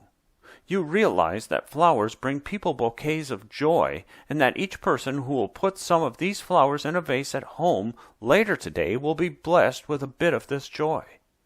But at this moment, the abundant joy is all yours, as you take in the vivid colors and heady aromas of armful upon armful of fresh-cut flowers. Your eyes widen. You feel alive. Your pace quickens. You find yourself feeling grateful that your path takes you by this storefront every weekday. You find yourself looking forward to seeing each day's new harvest. You feel blessed when you pass this shop day in and day out. The yield of transforming seemingly ordinary events into blessings may be even greater in your personal relationships. Kindness is common in relationships, so common that it sometimes fades into the background. Yet when you recognize and truly appreciate someone else's kindness toward you, you feel grateful. Their thoughtfulness touches your heart. When you express your gratitude in words or actions, you not only boost your own positivity, but theirs as well. And in the process, you reinforce their kindness and strengthen your bond to each other. Years ago, Oprah popularized the idea of keeping a gratitude journal. She encouraged people to write down 5 things they love each day. She claimed that this simple exercise would change your entire outlook on life.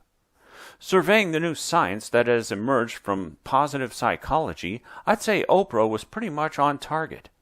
Scientists have randomly assigned people to regularly record things that made them feel grateful. Others received different journaling assignments, or no assignments at all. Study participants who regularly drew their attention to aspects of their lives that made them feel blessed increased their positivity. Some caveats emerged, however, such as that it may be better to count your blessings only a few days out of the week than every day. Doing it every day may make it too monotonous, which can zap heartfelt positivity. Kindness counts. Kindness has at least 2 sides. When you count your blessings, you often appreciate how others have been kind to you and have elicited your gratitude. Recognizing the other side of kindness, your side, is another simple and cost-free way to boost your positivity. When my collaborators and I have asked people to become more aware of their kindness towards others, Keeping a daily tally of each and every act of kindness, their positivity rises considerably. This counting kindness intervention seems to work because people who flourish are more attuned to kindness, more focused on others, more alert to how they might make a positive difference. Kindness and positivity feed on each other. Simply recognizing your own acts of kindness initiates this upward spiral. Developing an eye and appreciation for your kindness is simply a mental shift. You notice more. You can get an even larger boost in your positivity by stepping up your kind actions, by doing it more. Experiments have shown that intentionally boosting your kindness can increase your positivity. But again, there's a caveat about timing. It helps to perform several large acts of kindness on a single day each week, rather than spread them out across the week. Rather than feeling routine or commonplace, you want to keep your new acts of kindness feeling fresh and extraordinary. Creating a regular kindness day seems to do just that. The idea is to maintain your typical expressions of kindness on typical days, but choose a particular day to step out to a much higher level. This may be why devoting a day or an afternoon to volunteer work, either once a week or once a month, can yield so much positivity. It may also be why scientific studies show that helping others predicts living longer. Follow your passions. Live with passion. Give yourself permission to play. Find the activities that uniquely allow you to enter into flow. Flow states are those peak moments in which you become fully absorbed in an activity, when the challenges that the activity poses are high and well matched by your ever-increasing skills. Your every action, movement, and thought flows naturally from the last. You're fully engaged. Some people enter into flow with their hobbies. For my husband, it's surf fishing. He can stand in the ocean waves for hour upon hour, reading the water and casting out, ever hopeful that he'll stay there forever. It's hardly about landing dinner. Whenever I ask whether he's got dinner on the line, he reminds me that it's called fishing, not catching. For me, it's cooking. I enjoy reading cookbooks and planning and preparing elaborate meals. As my cooking skills increase, I keep on the lookout for new challenges, such as cooking for 30 at one of our regular neighborhood meals. More often than not, though, people experience flow at work. I certainly do. I feel that I have the best job in the world, designing studies, analyzing data, making discoveries, mentoring emerging scientists, finding just the right ways to communicate what I've learned. These are all activities that can fully engross me and make me lose all track of time.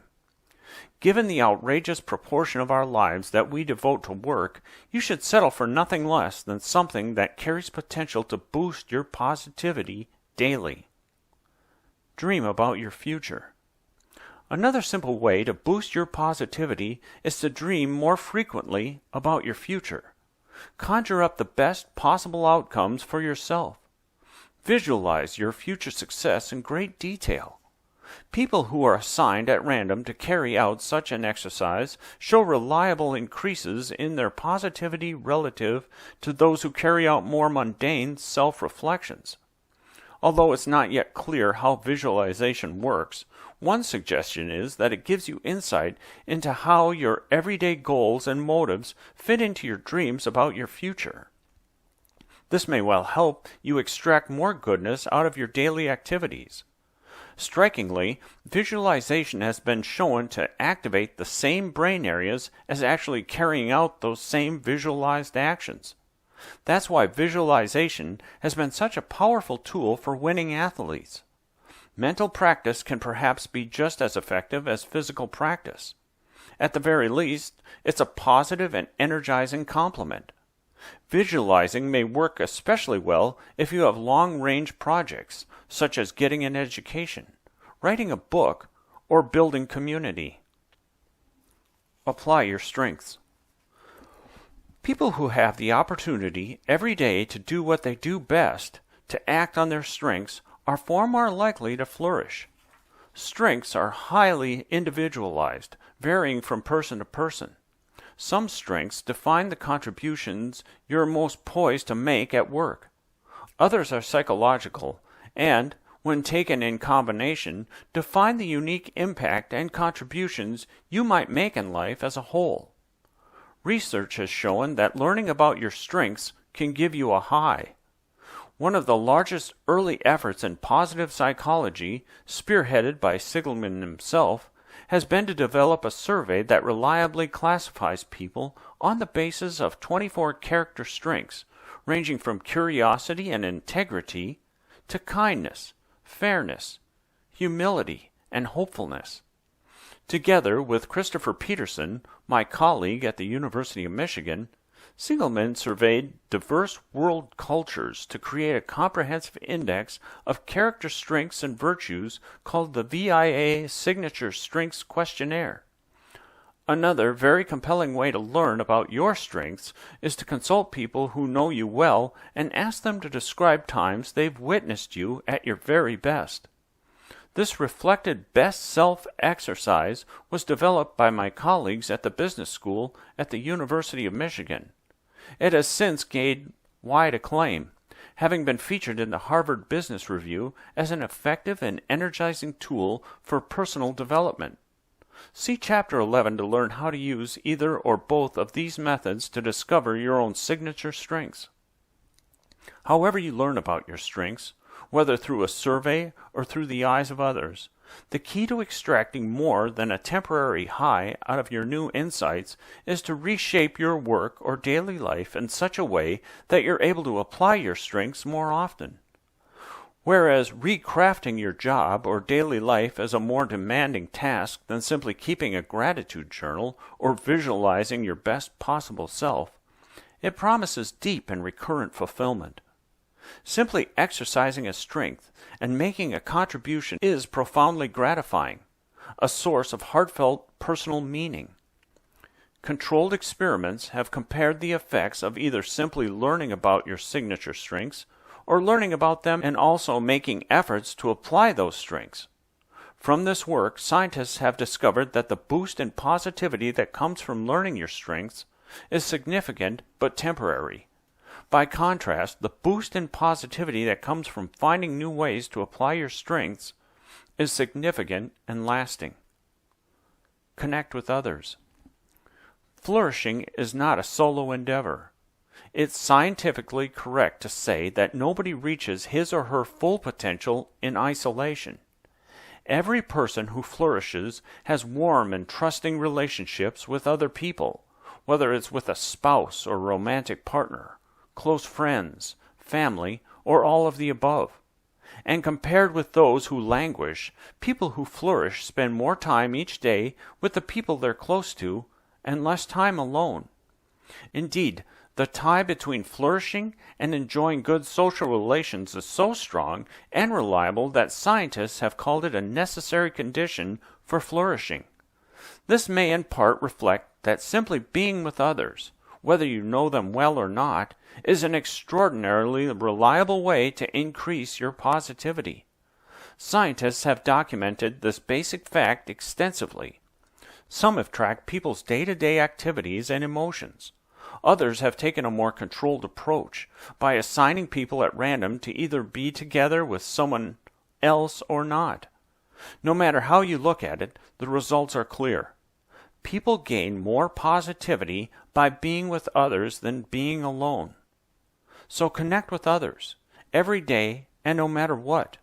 And even if you're not naturally a very outgoing person, act like you are.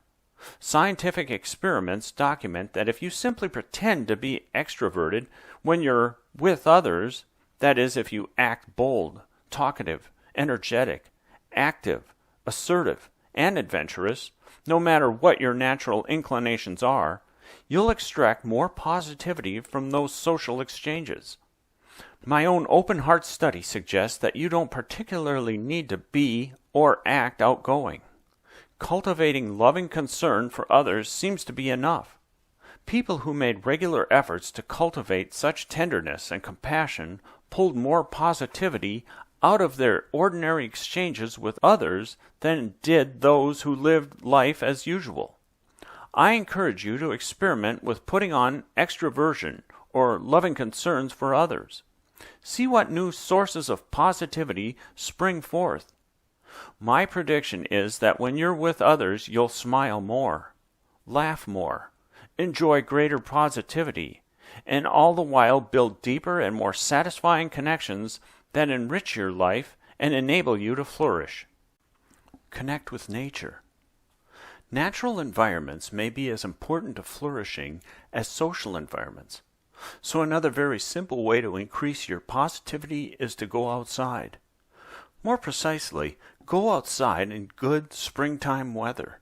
This advice is based on the work of a former student of mine, Matt Keller, now an assistant professor at the University of Colorado at Boulder.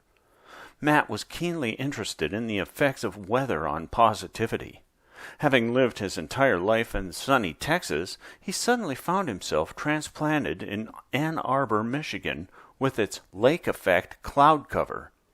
The clouds hang so low in Ann Arbor that when I lived there, I often felt that they accumulated on my head.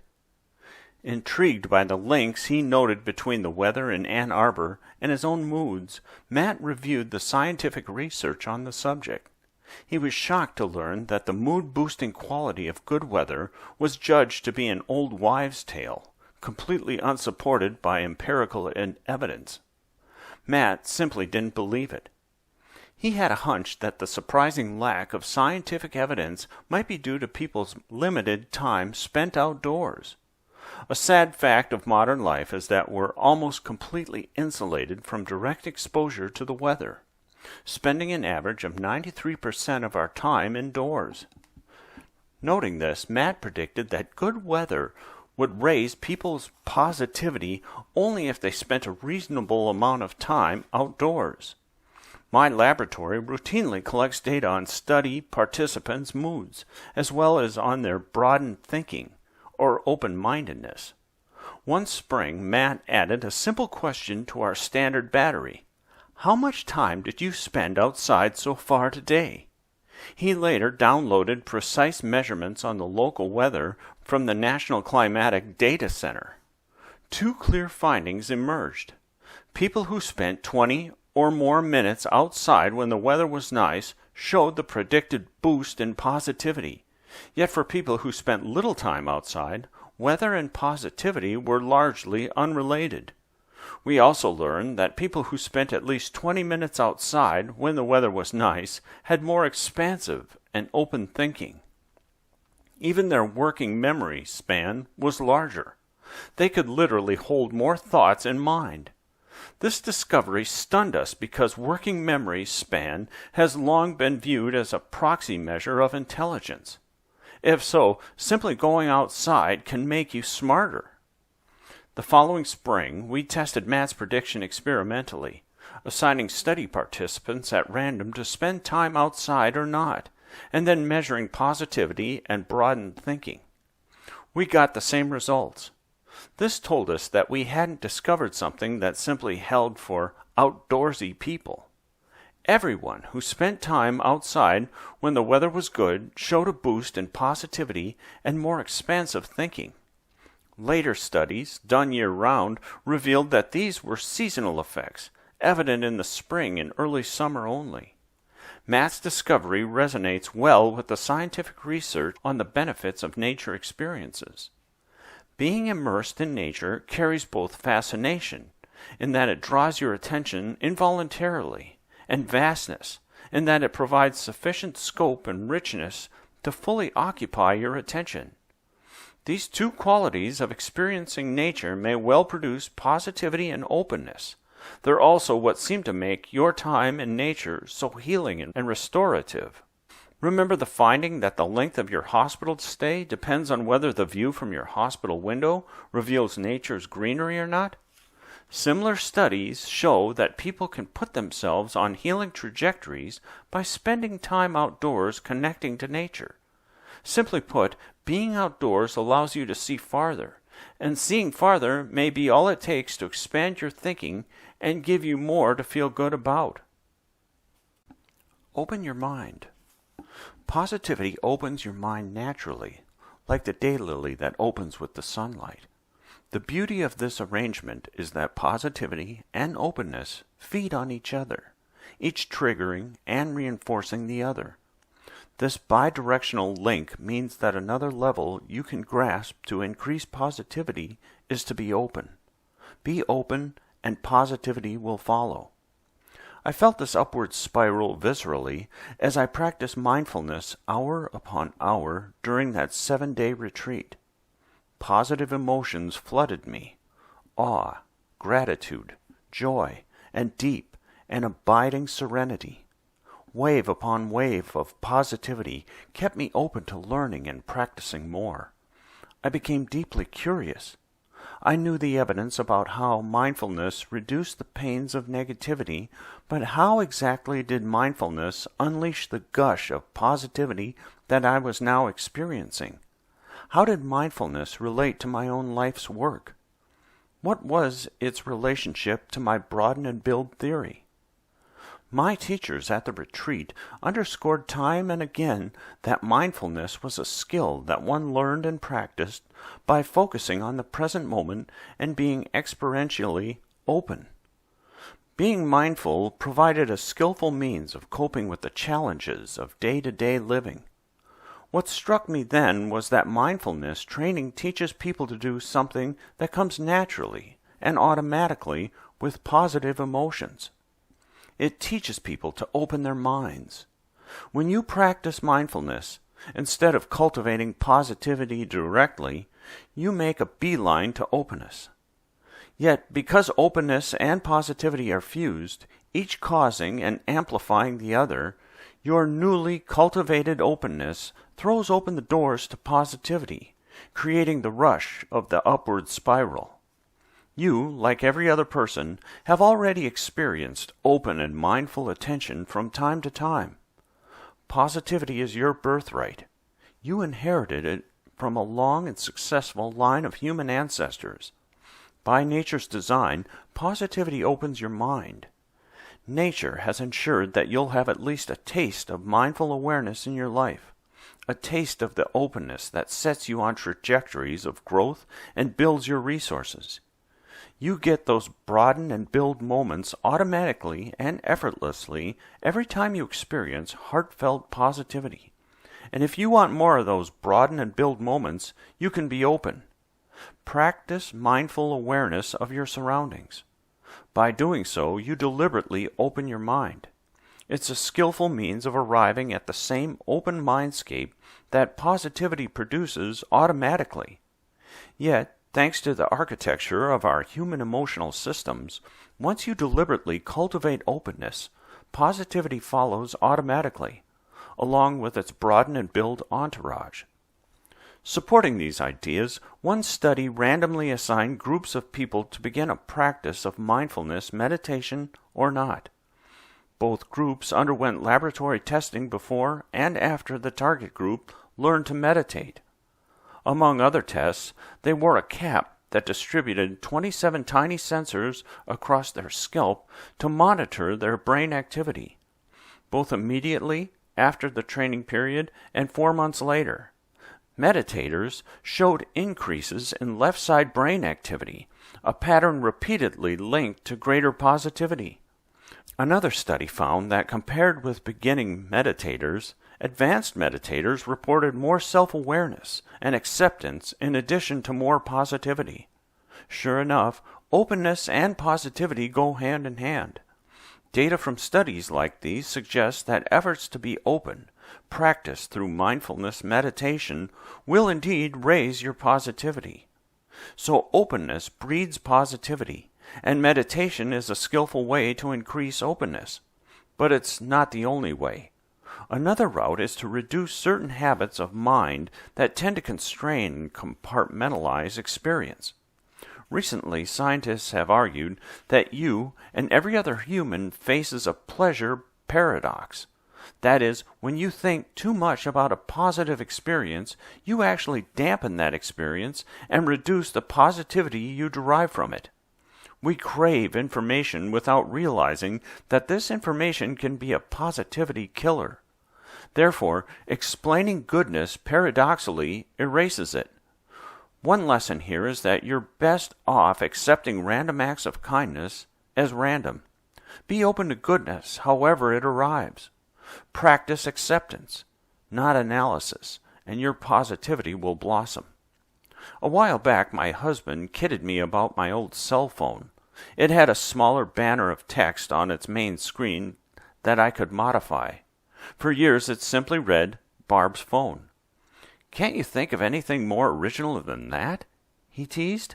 I gave it a moment's thought and changed the banner to Be Positive. But even as I did so, the message seemed contrived and unsatisfying.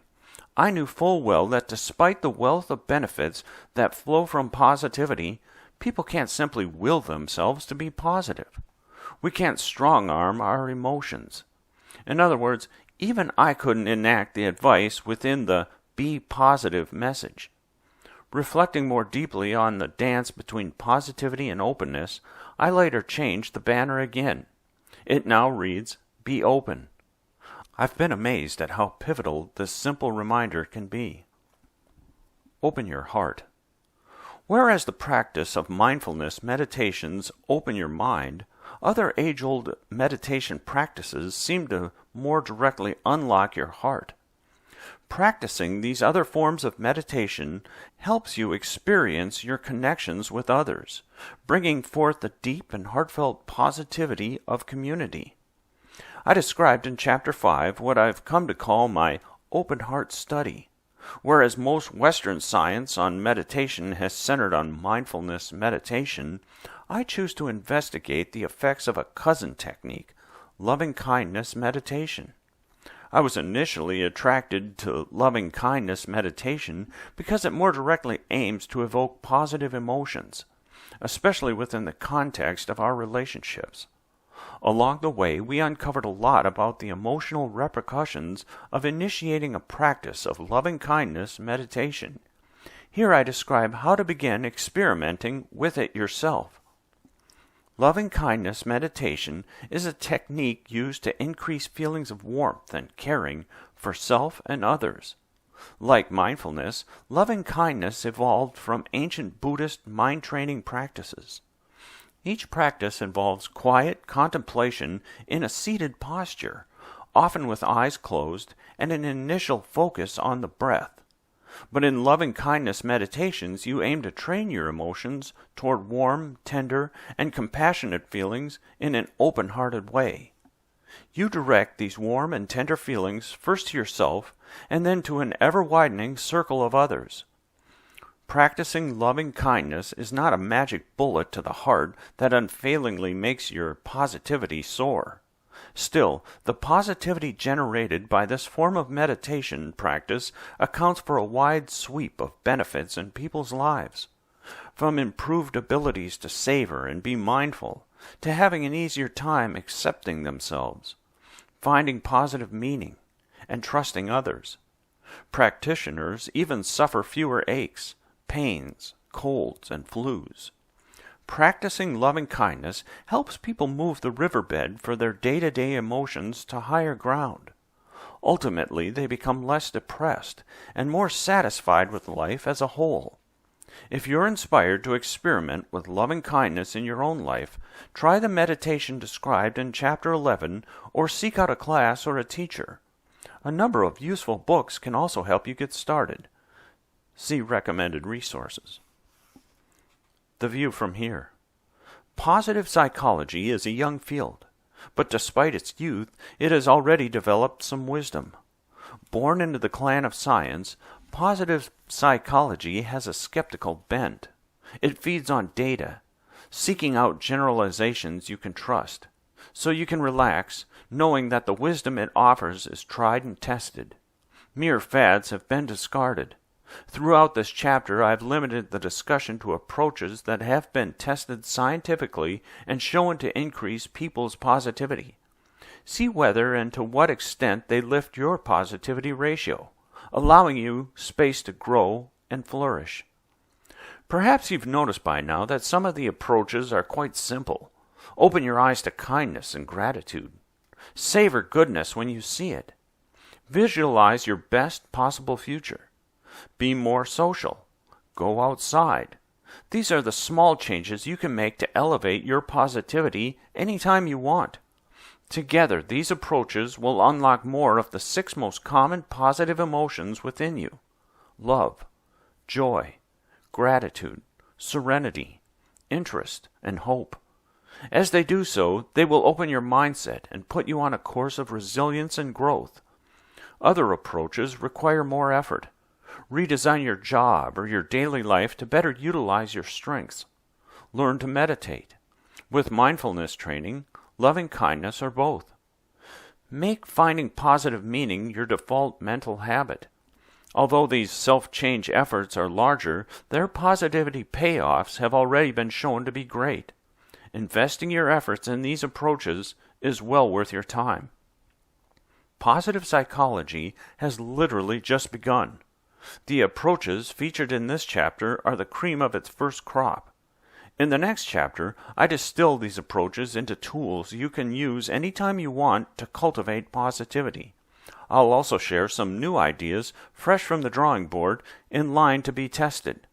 Only time will tell what future harvests in positive psychology will yield. The true test for you, though, is how using these tools makes you feel as you try them out yourself. Chapter 11. A New Toolkit. When they tell you to grow up, they mean stop growing. Tom Robbins. The multitude of studies that I and other scientists have conducted on positivity is destined to remain merely interesting dinner conversation until you deepen your self-study. You need to pivot away from what's worked for others and toward what works for you. Have your own eureka moments. Discover for yourself what rouses genuine and heartfelt positivity.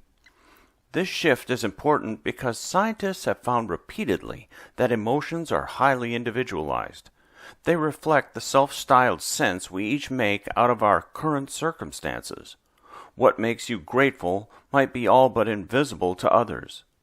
Everybody's different when it comes to the exact events and circumstances that trigger their emotions. This means that your own path to flourishing will be unique. As you begin your self-study, keep your yardstick handy.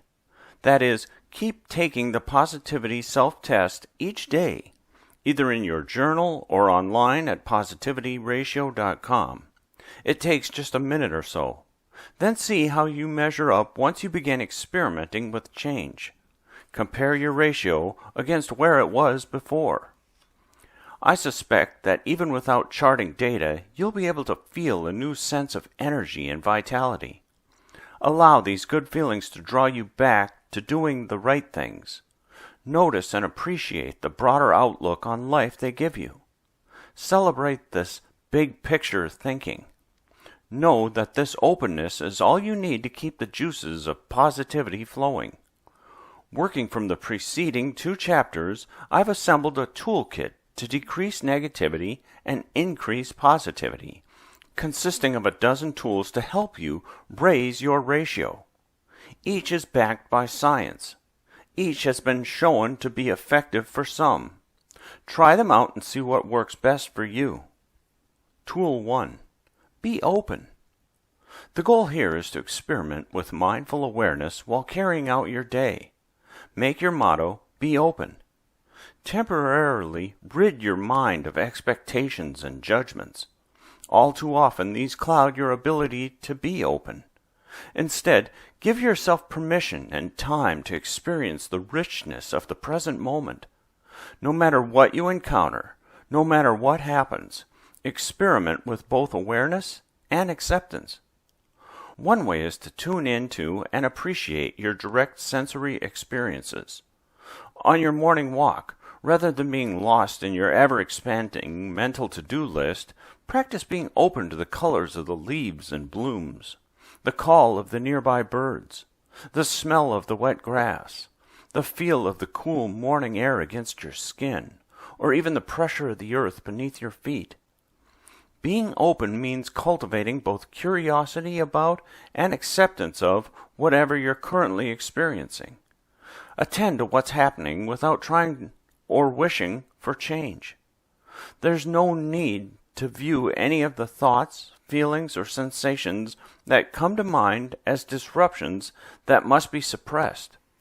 Instead, acknowledge them, appreciate them, and allow them to pass. Tell yourself, it is what it is, and simply observe. Mindful awareness casts a wider, more accepting stance toward the present moment than is typical. Watch what feelings emerge as you experiment with openness. Tool 2. Create high-quality connections. Truly connecting with others can be a breath of fresh air. Any social interaction, whether with family, coworkers, or the person ahead of you in line at the post office, is a chance to create a high-quality connection.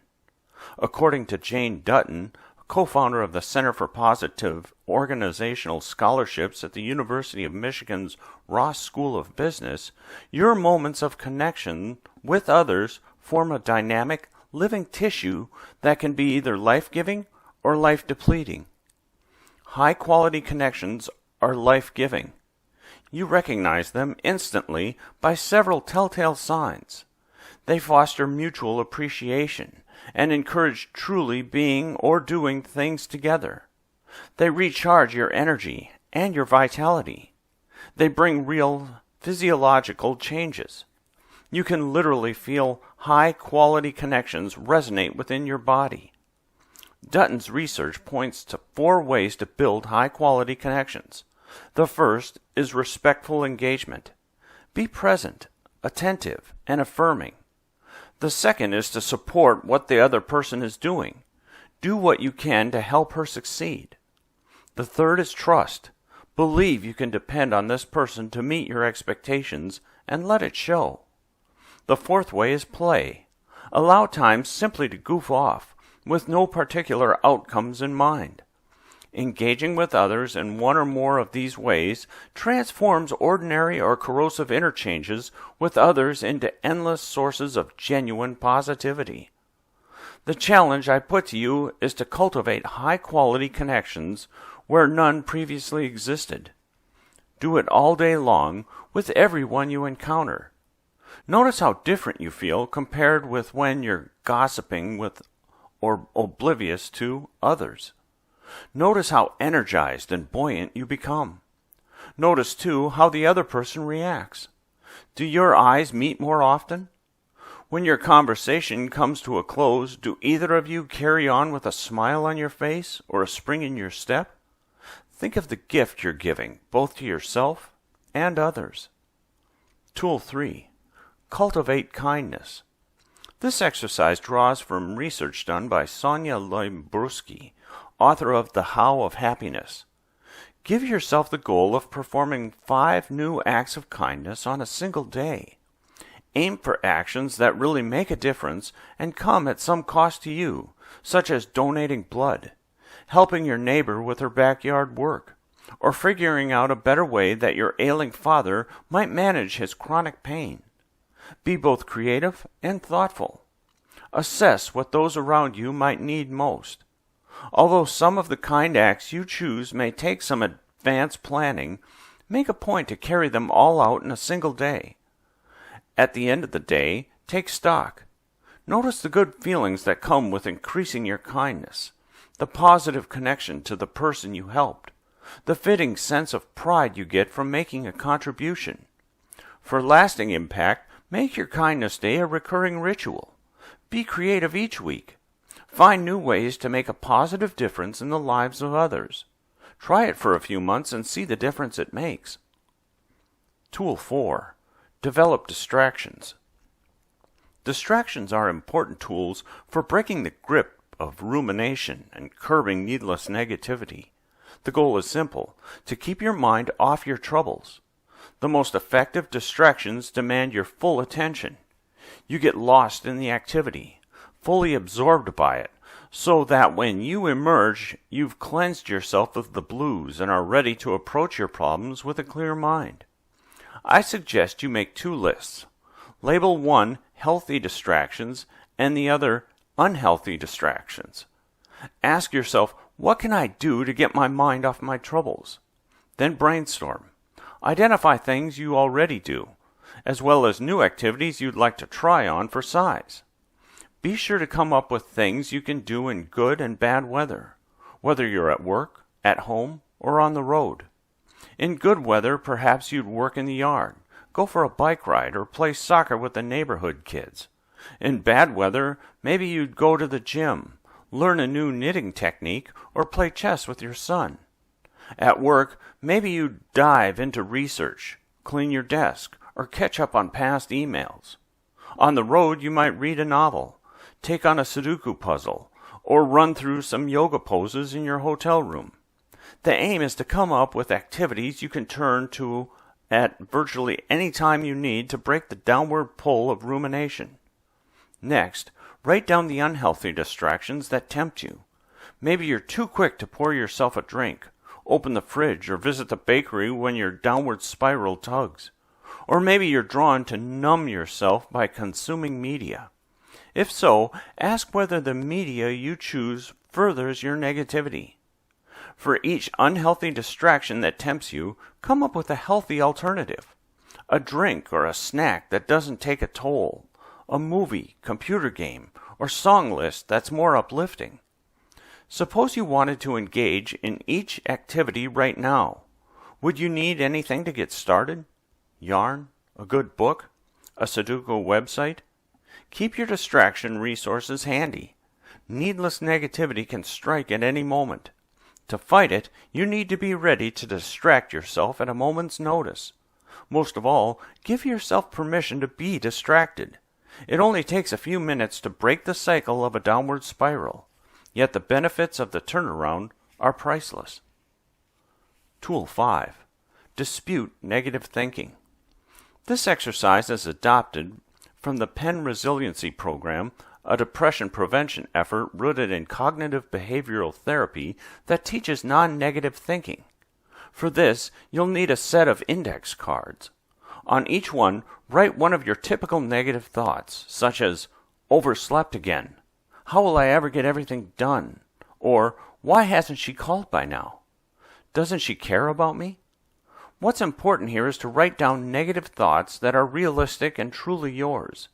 Capture your inner critic, that voice in your head that's skeptical of you, of others, and of everything around you, the voice of ill will. Once you have written out your set of usual suspects, shuffle the cards and pick one at random. Read it out loud. Then, as fast and as thoroughly as you can, dispute it. Do it out loud and with some conviction. What are the facts here? When you're satisfied that you've shot down your menacing negativity with your rapid-fire facts, move on to the next card. Repeat. As you work your way through your negativity deck, let your convictions grow as you become a seasoned disputer. Whenever you find gratuitous negativity lurking in your mind, externalize it by adding it to your deck of cards. Challenge yourself to meet it out in the open, out loud, and with your rapid-fire facts. Negative thoughts roll out automatically, against your best intentions. Your goal with this exercise is to become just as quick with disputation as you are with the negative thoughts. Nip them in the bud with your fast facts before they have a chance to blanket your day with doom and gloom. Try this exercise and see if facts alone can disarm the negativity spawned by automatic negative thinking. Tool 6. Find nearby nature. When the weather is good, you need to be ready. Locate a dozen places you can go to in a matter of minutes that will connect you to green or blue, to trees, water, or sky. These have been shown to boost positivity. Perhaps a few natural spots bloom just steps from your door. If so, explore them thoroughly. Make them your own. Go to your library or local bookstore and pick up a guide to the walking trails and gardens in your area. Although a public fountain or square will do in a pinch, seek out more natural sanctuaries, forests and rivers, meadows and oceans. The more expansive, the better. Make these places regular destinations, whether to exercise, socialize, or just be one with nature. Tool 7. Learn and apply your strengths. One way to learn your strengths is to take a free online survey that Martin Seligman and Chris Peterson developed with support from the Values in Action Institute. Allow yourself plenty of time to take this survey. It contains 240 items to measure 24 character strengths. You can find it by visiting Seligman's website at the University of Pennsylvania's Positive Psychology Center, or point your browser at AuthenticHappiness.com. After completing the survey, you'll receive a report that ranks the 24 strengths by the degree to which they characterize you. The report will also feature your top 5 strengths and encourage you to reflect on which ones truly resonate for you. Which strengths, when you act on them, make you come alive. This self-reflection is critical. It's how you locate your signature strengths among your top 5. A second, more personal way of discovering your strengths is through the Reflection Best Self exercise developed by the Center for Positive Organizational Scholarships at the University of Michigan's Ross School of Business. This involves contacting between 10 and 20 trusted people in your life, ranging from colleagues and customers to friends and family members. You ask each to give you 3 detailed stories about the ways you add value and make important contributions. Once all the feedback has arrived, you analyze it, looking for commonalities and themes. Your task is to pull those themes together in a reflected best self-portrait, a short essay that captures the wisdom within the narrative data you've gathered and studied. Odds are you'll be deeply moved by this exercise. Your story requests will have unlocked a veritable river of appreciation from the significant people in your life. Despite your extended contact with these people, their stories of why and how much they appreciate you have likely gone unspoken. Sad to say, it's not normal for us to speak frankly and openly about the ways we love and appreciate one another. Yet gaining access to these reflections ignites positivity. You'll feel grateful to the people who sent your stories, more connected to them. You can take pride in the ways you've made a difference, and you'll be energized to move closer to your best self more often. Your reflected best self-portrait can serve as a guidepost when you flounder or lose your way. Reading it when you're down can help you get back on track. Once you've learned your strengths, the hard part follows. Redesign your job and life so you can use them every day. Which aspects of your job or daily activities draw on your strengths? Which aspects squelch them? How might you devote more of your energy toward doing what you do best? What changes do you need to make to truly use your strengths each day? Tool 8. Meditate mindfully. Deepen your practice of mindful awareness with daily meditation. Read through this section once or twice, then set the book down and try it now. Set an alarm to go off in 5 or 10 minutes so you can experiment without worrying about time. As you get more comfortable, challenge yourself to practice for longer. About 25 minutes is ideal, but carve out whatever is possible on any given day. Find a quiet place where you can sit comfortably without being interrupted. If you're in a chair, place your feet flat on the floor. Scoot back in the seat so that your lower back is well supported, and straighten your spine upward. Rest your hands lightly on your lap, palms up, or find any other position that makes you feel both alert and relaxed. Let your eyelids drift close. If that feels awkward, gaze lightly at a spot on the floor in front of you, or at some common object, like a lit candle. Take a few deep breaths. Notice how it feels. When do you feel your breath? Is it at your nostrils? In your rib cage? In your belly? What's the progression of sensation for each in-breath and each out-breath? Now, just breathe normally. No need to make your breath deep or patterned in any way. Just let it be. Continue to observe your breath.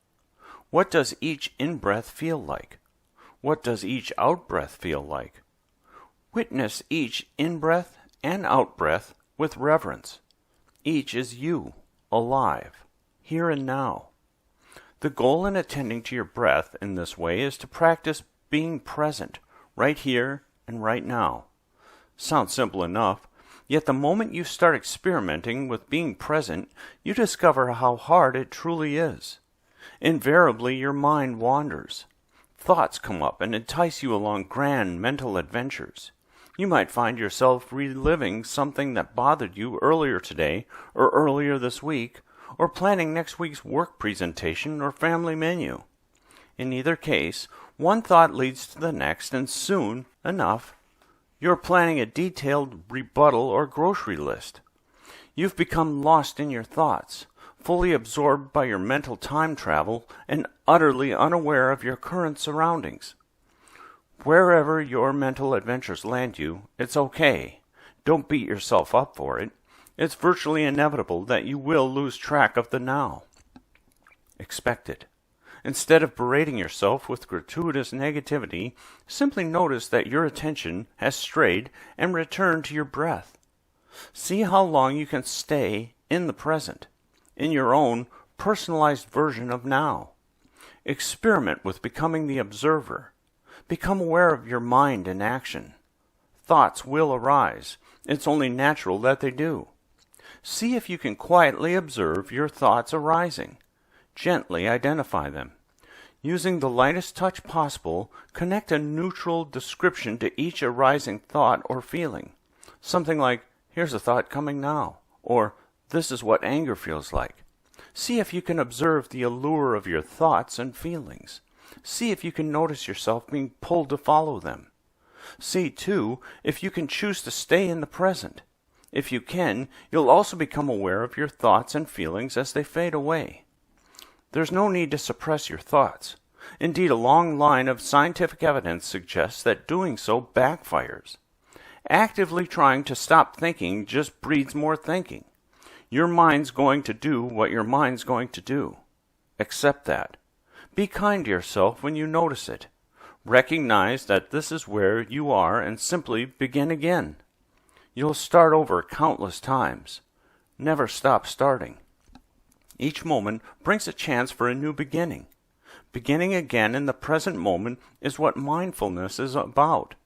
It's about observing your mind in action and practicing being where you are now. Know, too, that attending to your breath is simply a vehicle for strengthening your ability to remain in the present moment. The payoff is not in how many breaths you can count while you're sitting, but rather in how well you can stay present and aware during the rest of your life. Tool 9. Meditate on loving kindness. You can also use your daily meditation time to cultivate loving kindness. Read through this section once or twice, then put the book down and set an alarm to go off in 10 minutes. As you get more comfortable, allow yourself to experiment for longer, aiming for 25 minutes when possible.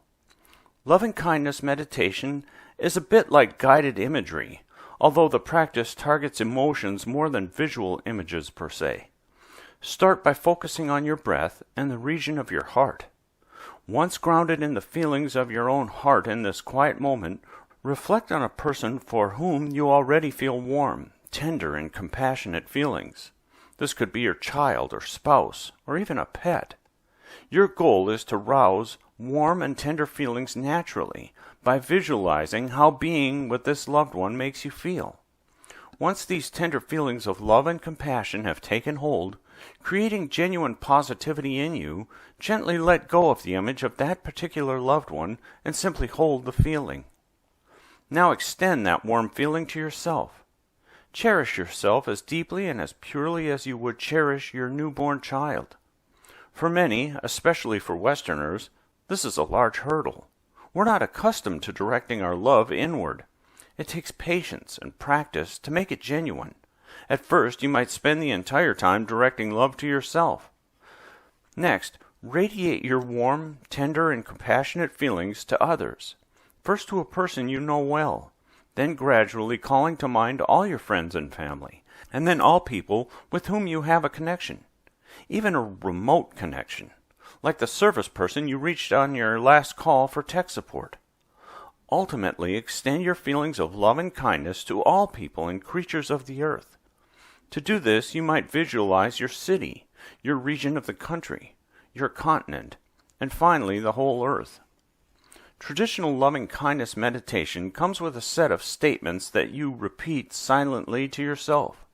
The words themselves are not as critical as the sentiments they evoke.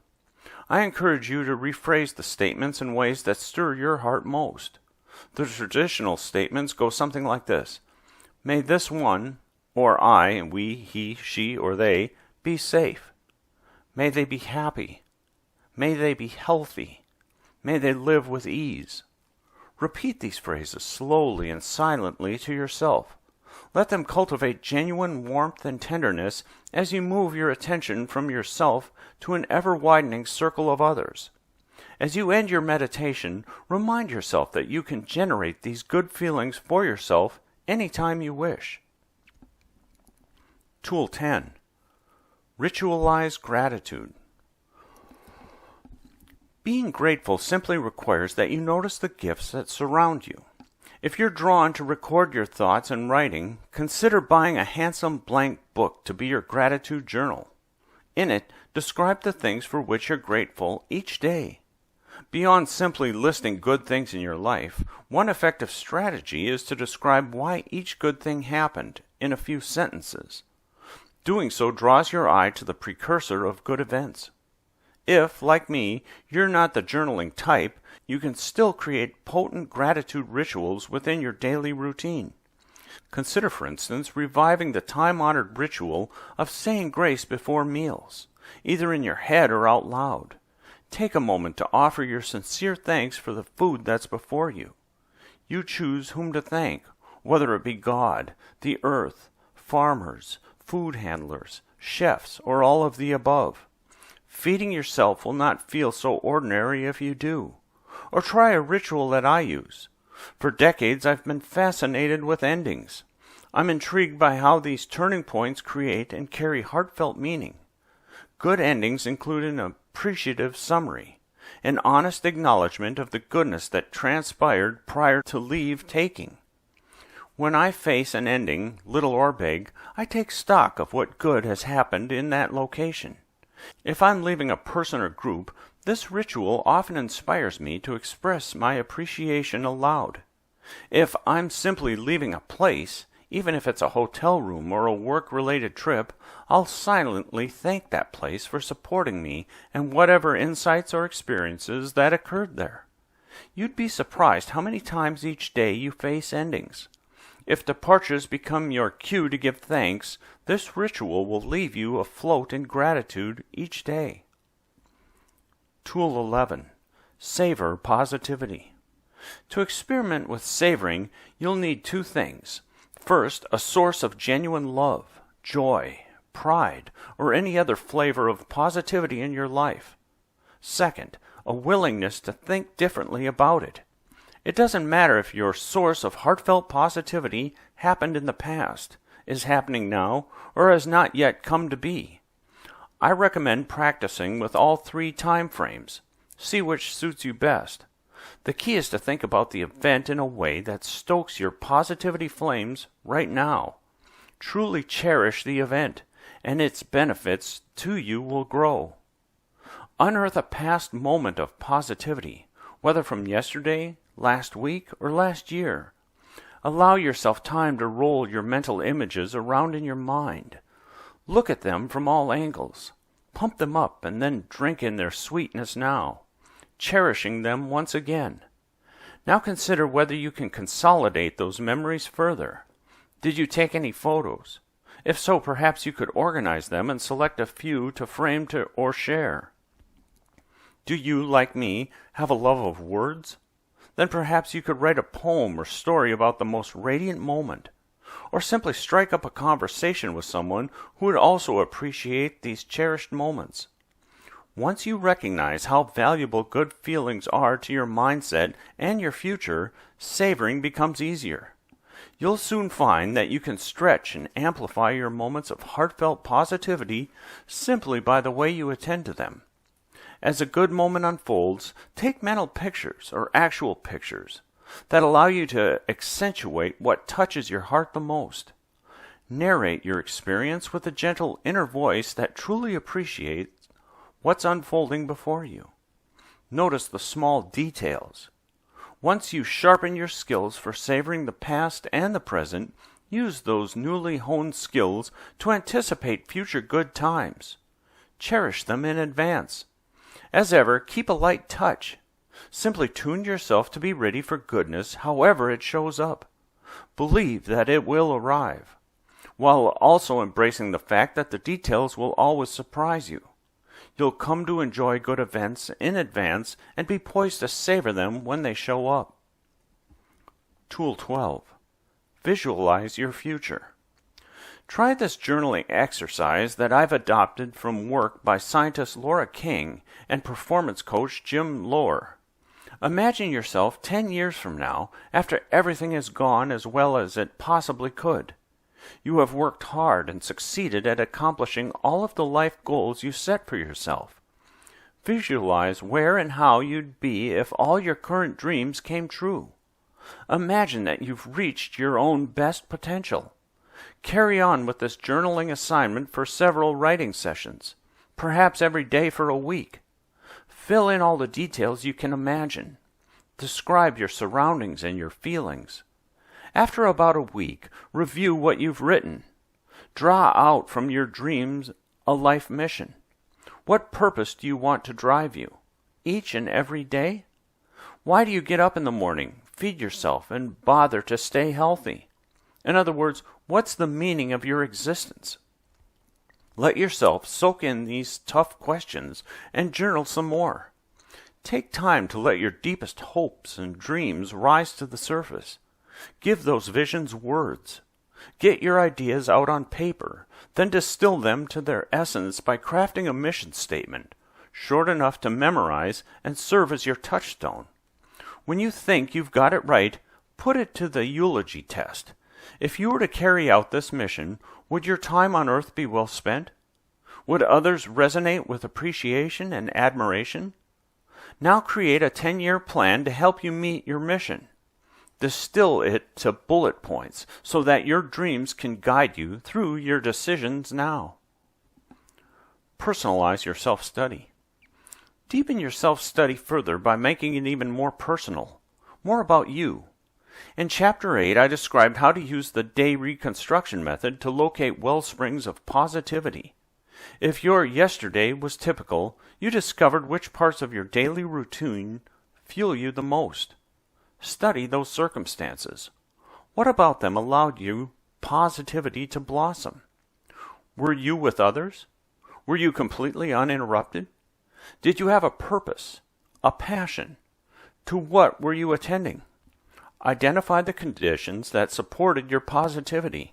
See if you can import those conditions into more parts of your day. Can you rearrange your routines to better capitalize on positivity? If you're like most people, though, your excavation of yesterday holds precious few clues about your full potential.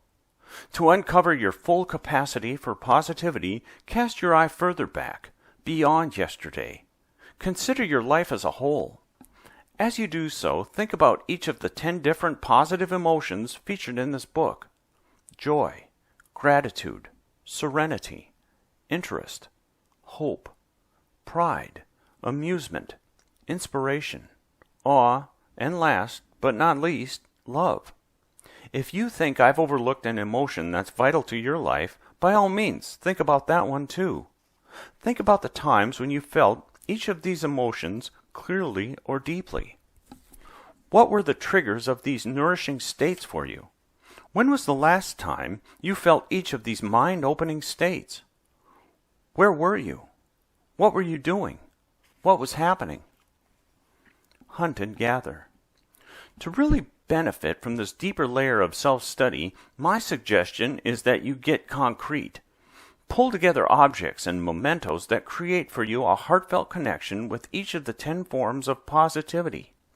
Assemble these into a portfolio, a physical collection that you build as a shrine to each shade of positivity. Make each emotion into a project. Take this on as if it were an assignment you were doing for a class. Invest your time and savor the task for a full week. A week on joy, a week on gratitude, and so on, until you reach a week on love. You may be thinking that this seems like a childish assignment. If so, this might be a good time to revisit the quote that opened this chapter and consider what children know that you've somehow forgotten. Or maybe it just seems like a lot of work, a frivolous or wasteful use of your valuable time. Although at this very moment you may be comfortable and carefree, it's inevitable that you'll be facing tough times again, perhaps sooner than you think. And those tough times, whether they come as losses, offenses, or looming threats, are a breeding ground for negativity. And negativity, as we've seen, screams so much louder than positivity. It can pull you on a downward spiral so fast that it diminishes both you and your future prospects. To make a course correction toward positivity, you may well need more than a handful of dim recollections about what sparked positivity for you in the past. That's when physically getting your hands on one of your own unique positivity portfolios can make the difference. Re-examine its contents. Remind yourself of the good in your life. This simple break can often breathe life into you again and inspire you to find your way back to the nourishing upward spiral of positivity. Each portfolio might contain photos, letters, quotes, or objects that carry deep personal meaning for you. In pulling these mementos together, your goal is not to scrutinize your joy or your gratitude, and so on. Keep your mind expansive. Use only the light touch of recognition as you identify new mementos to add, not the heavy hand of intellectual dissection. Your goal is to create a new fusion of personal artifacts, personalized triggers that revive your heart with positivity each time you engage with them. You might store your portfolio in a simple file folder or box. If you've got artistic leanings, you might create a small scrapbook or a curio box. If you've got computer skills, you might create a web page or an electronic folder of digital photos to download to your handheld. If you want to create something immensely portable and ever-present, you might first create a physical portfolio and then commit the entire contents of it to memory. Whatever the format, your portfolios will come to reflect the inner workings of your heart, your own positive emotions. Nutritionists ask their clients to pay attention to how certain foods make them feel. I ask you to pay attention to how certain activities, circumstances, and lines of thinking make you feel. Become familiar with what uplifts and enlivens you. As you do so, you gain both insight and control over your everyday experiences. Don't rush through this process. Savor it and enjoy. Take a full week to resonate on each emotion and build a portfolio for that feeling that truly moves you. People find that building the portfolio can itself be a deeply rewarding and uplifting experience. Don't miss out. The idea of building these portfolios came to me from James Polelsky, Director of Education and Senior Scholar at the world's foremost positive psychology center at the University of Pennsylvania. As a budding positive psychologist, James was invited to interview for a job as an assistant professor at Vanderbilt University. He was both excited and nervous. To build his confidence for that interview, he created what I would call a pride portfolio. He included in it connections he had made with the founding fathers of positive psychology, scholars he deeply respected and admired, an encouraging email message from Mike Zlometzky, a snapshot of himself with Marty Siegelman. He also added other mementos that made him feel secure and socially valued. Once he'd fully prepared for the interview, he spent the final 30 minutes revisiting his portfolio and connecting with it emotionally. It reminded him that, although young, he was both respected and capable. He entered the interview feeling calm and confident.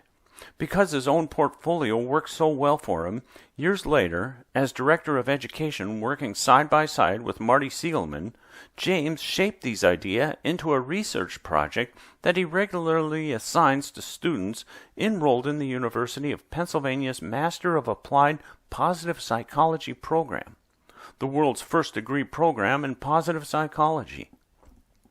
I regularly serve as a guest faculty member in that master's program, and some of James' students have shared with me their experience in making and using their own positivity portfolios.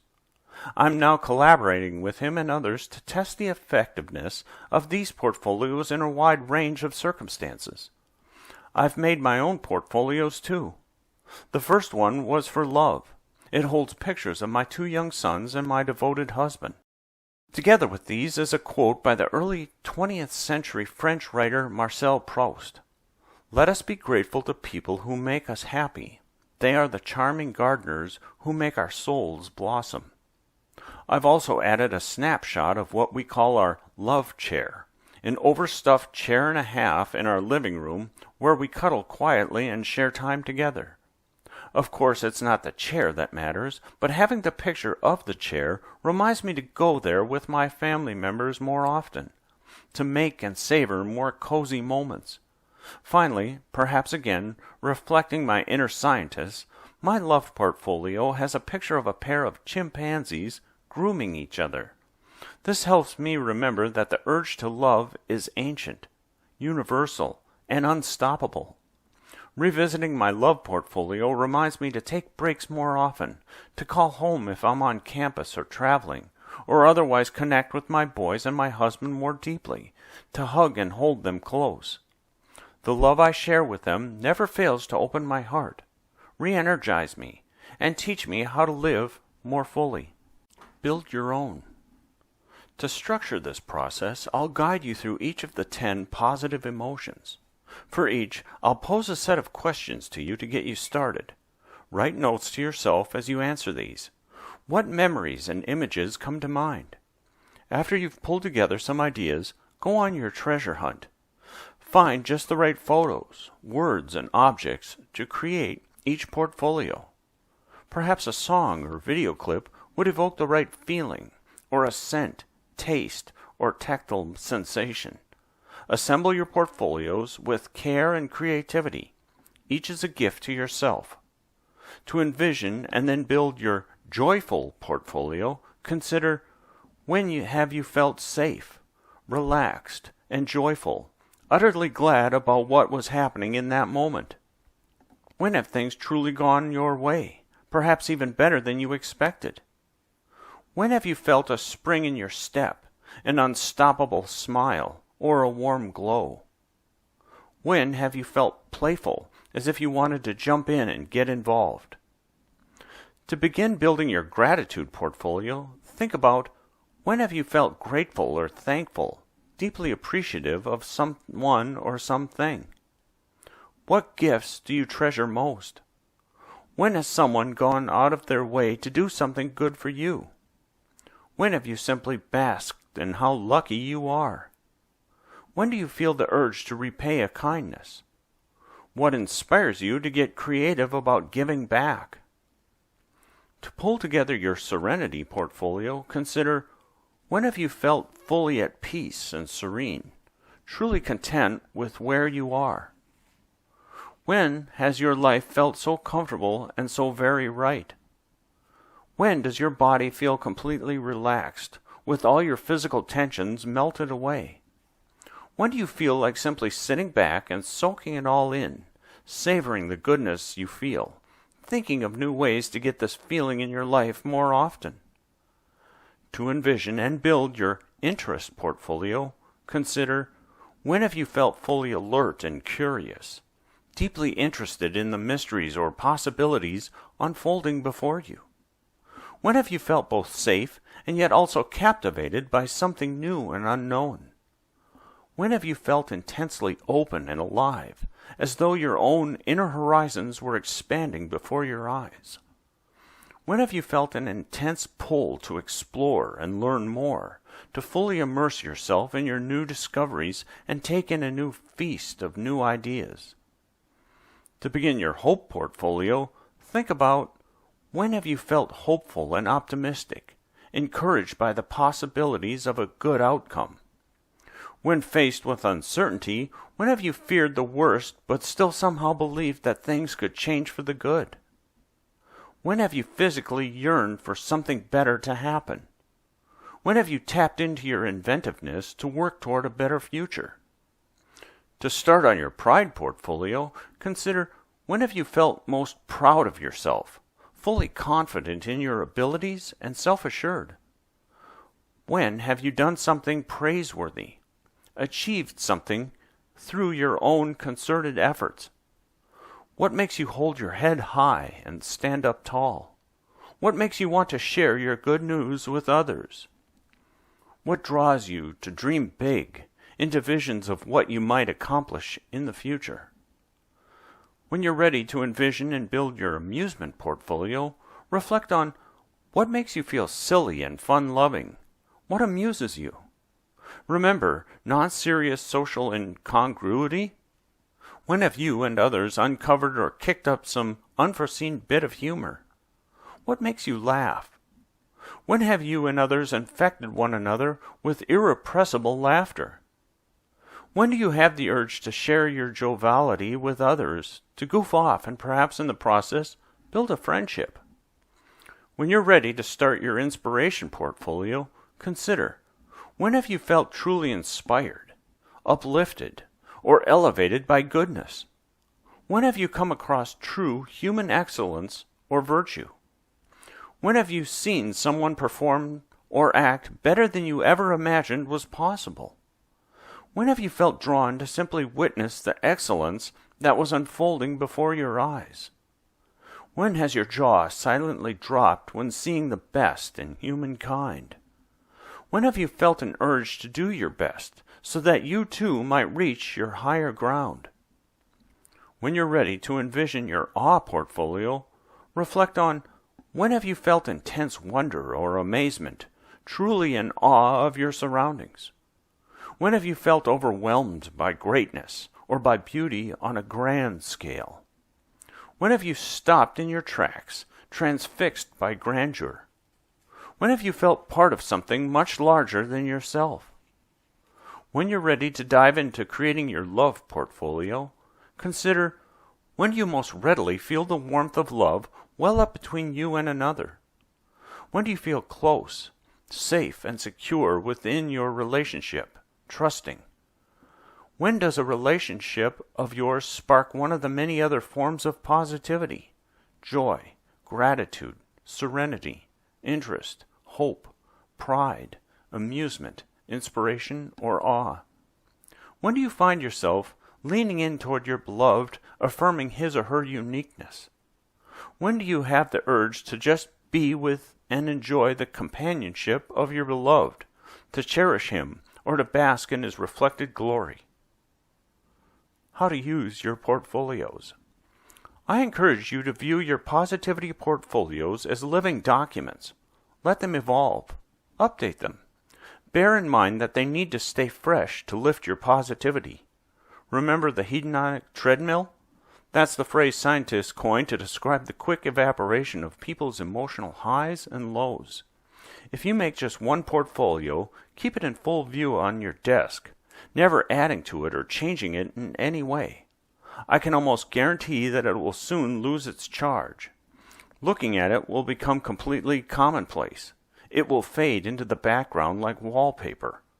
The beauty of having 10 ever-growing portfolios is that you stand a chance to outpace the treadmill, to keep positivity alive and kicking. Perhaps counterintuitively, I suggest that you keep all but one of your portfolios filed away, hidden from view. Carry only one with you to serve as your shield against the downward spirals of life, your toehold on the upward spirals that are possible for us all. And when you first notice that the lift you get from this portfolio is weakening, think about how you might recharge it with new items, and then give it a rest. Give it a sabbatical while you make use of another portfolio. Rotated in this way, none of them will be overtaxed and worn thin. Another key to keeping the shine on your positivity portfolios is to engage with them mindfully, with the single purpose of awakening your heart to the positivity you seek. Don't just look at the contents of your portfolio. Take time to engage with each item deeply. Remember how you felt when you first encountered each item. Breathe in that memory. Let it permeate you as fully as possible. Let it resonate. Then look around you to discover what else might unlock this kind of heartfelt positivity in you. Science has shown that mindful engagement with treasured objects keeps your positivity yield high. As you engage with the contents of your portfolios, remember to keep a light touch. Positive emotions are both powerful and fragile. You can't force them, or force them to endure, by sheer willpower. So don't try to strong-arm them. The best triggers of positivity are often subtle and unforeseen, unexpected smiles, beauty, or generosity. The best strategy, then, may well be simply to remain open so you can soak up these subtleties as they occur. If you choose to see them, you'll soon find that they surround you. Having found them, savor them. Keep in mind that scientific studies have shown that positive emotions need not be intense or protracted to be powerful. Always keep one close at hand, in your briefcase, backpack, or handheld. That way you can turn to it when you need it most. Maybe you'll soon be stuck in the waiting room while a loved one has surgery. Maybe you're about to give an important presentation to an unfamiliar audience. Maybe you've simply had a jam-packed, stressful day at work and need to switch gears before you greet your family at home.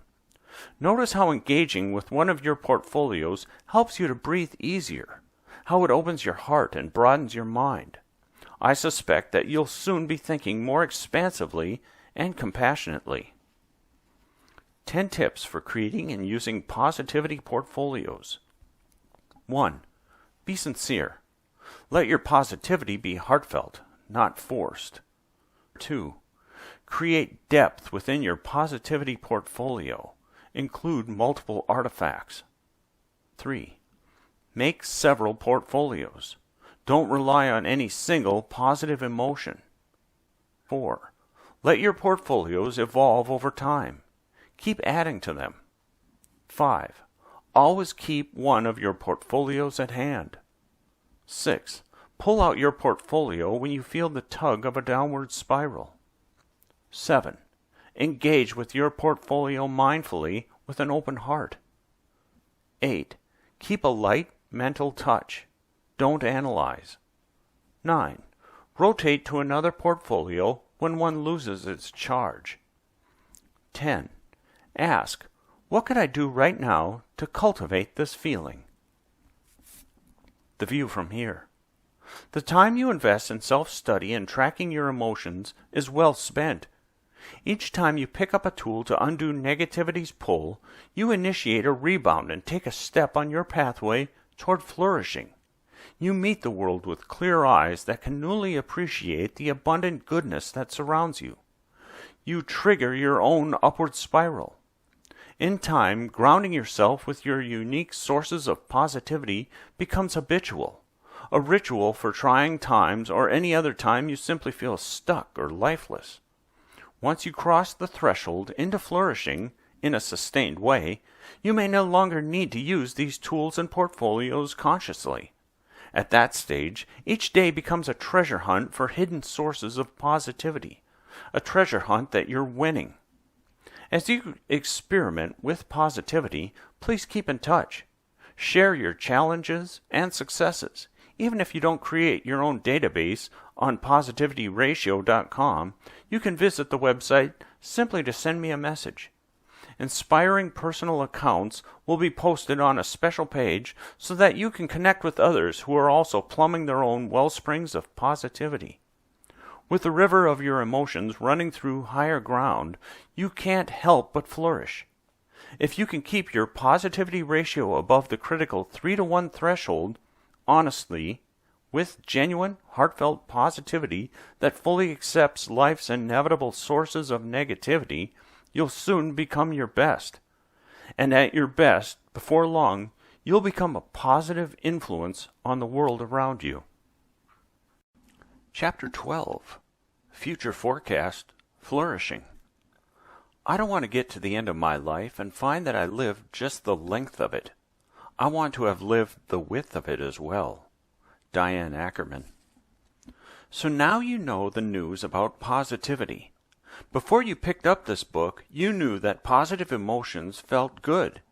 You knew instinctively that you'd rather feel joy than sorrow, or hope than despair. You already appreciated positivity at this surface level. My aim in this book has been to deepen your appreciation, to give it scientific legs, to let you see below the surface and into the future, to open your eyes to the vital role that positivity plays in the unfolding saga of your own life story. Just as night vision goggles amplify starlight, enabling you to see in darkness, my hope is that the scientific insights about positivity offered here give you a revelatory set of lenses that amplify and multiply the goodness in your life, enabling you to flourish. You know now that the good feeling you get with positivity is just the start of something much more profound. And this new knowledge just might change your life if you let it. In this closing chapter, I'll reprise and weave together the 6 most important scientific facts about positivity. I offer these to you based on my 20 years of studying the subject. Although facts 2, 3, 4, and 5 represent my own discoveries, I take only partial credit for shaping facts 1 and 6. Each fact, nonetheless, plays a vital role. My aim is to show you how these facts can come alive and dance with one another in the complex symphony of life. Fact 1. Positivity feels good. Though this first and most obvious fact may not seem profound, it is. Positive emotions sparkle with a pleasing inner experience, an enjoyable glow for a reason. Remembering the glitter of past moments of positivity, you welcome new ones with delight, so much so that you seek them out. At a deep, inborn level, you want to feel positivity, yet all that glitters is not gold. Counterfeits and distant cousins abound. The counterfeits are modern exploitations of the ancient wisdom of positive emotions, recreational drugs, gambling, and other addictions. The cousins are bodily pleasures, like eating and sexual stimulation. My strong scientific hunch is that my discoveries, distilled as facts 2 through 5 following, apply only to positive emotions. Fact 2. Positivity broadens minds. The second fact is that positivity opens your mind and expands your range of vision. Although this broadened mindscape is temporary, it creates much-needed mental space. You escape the tightness of negativity and gain elbow room for greater flexibility and seeing the big picture. You feel a growing sense of oneness. This fundamental yet unheralded fact about positivity is the first core truth in my broaden and build theory. Fact 3. Positivity builds resources. The third fact about positivity is that it transforms you for the better. However subtle and fleeting, your moments of positivity accumulate and compound over time to build lasting resources for life. You become stronger, wiser, more resilient, and more socially integrated. Positivity spells growth. It sets you on a trajectory toward becoming a better person. This second and final core truth in my broaden and build theory is perhaps my most unique scientific contribution. Fact 4.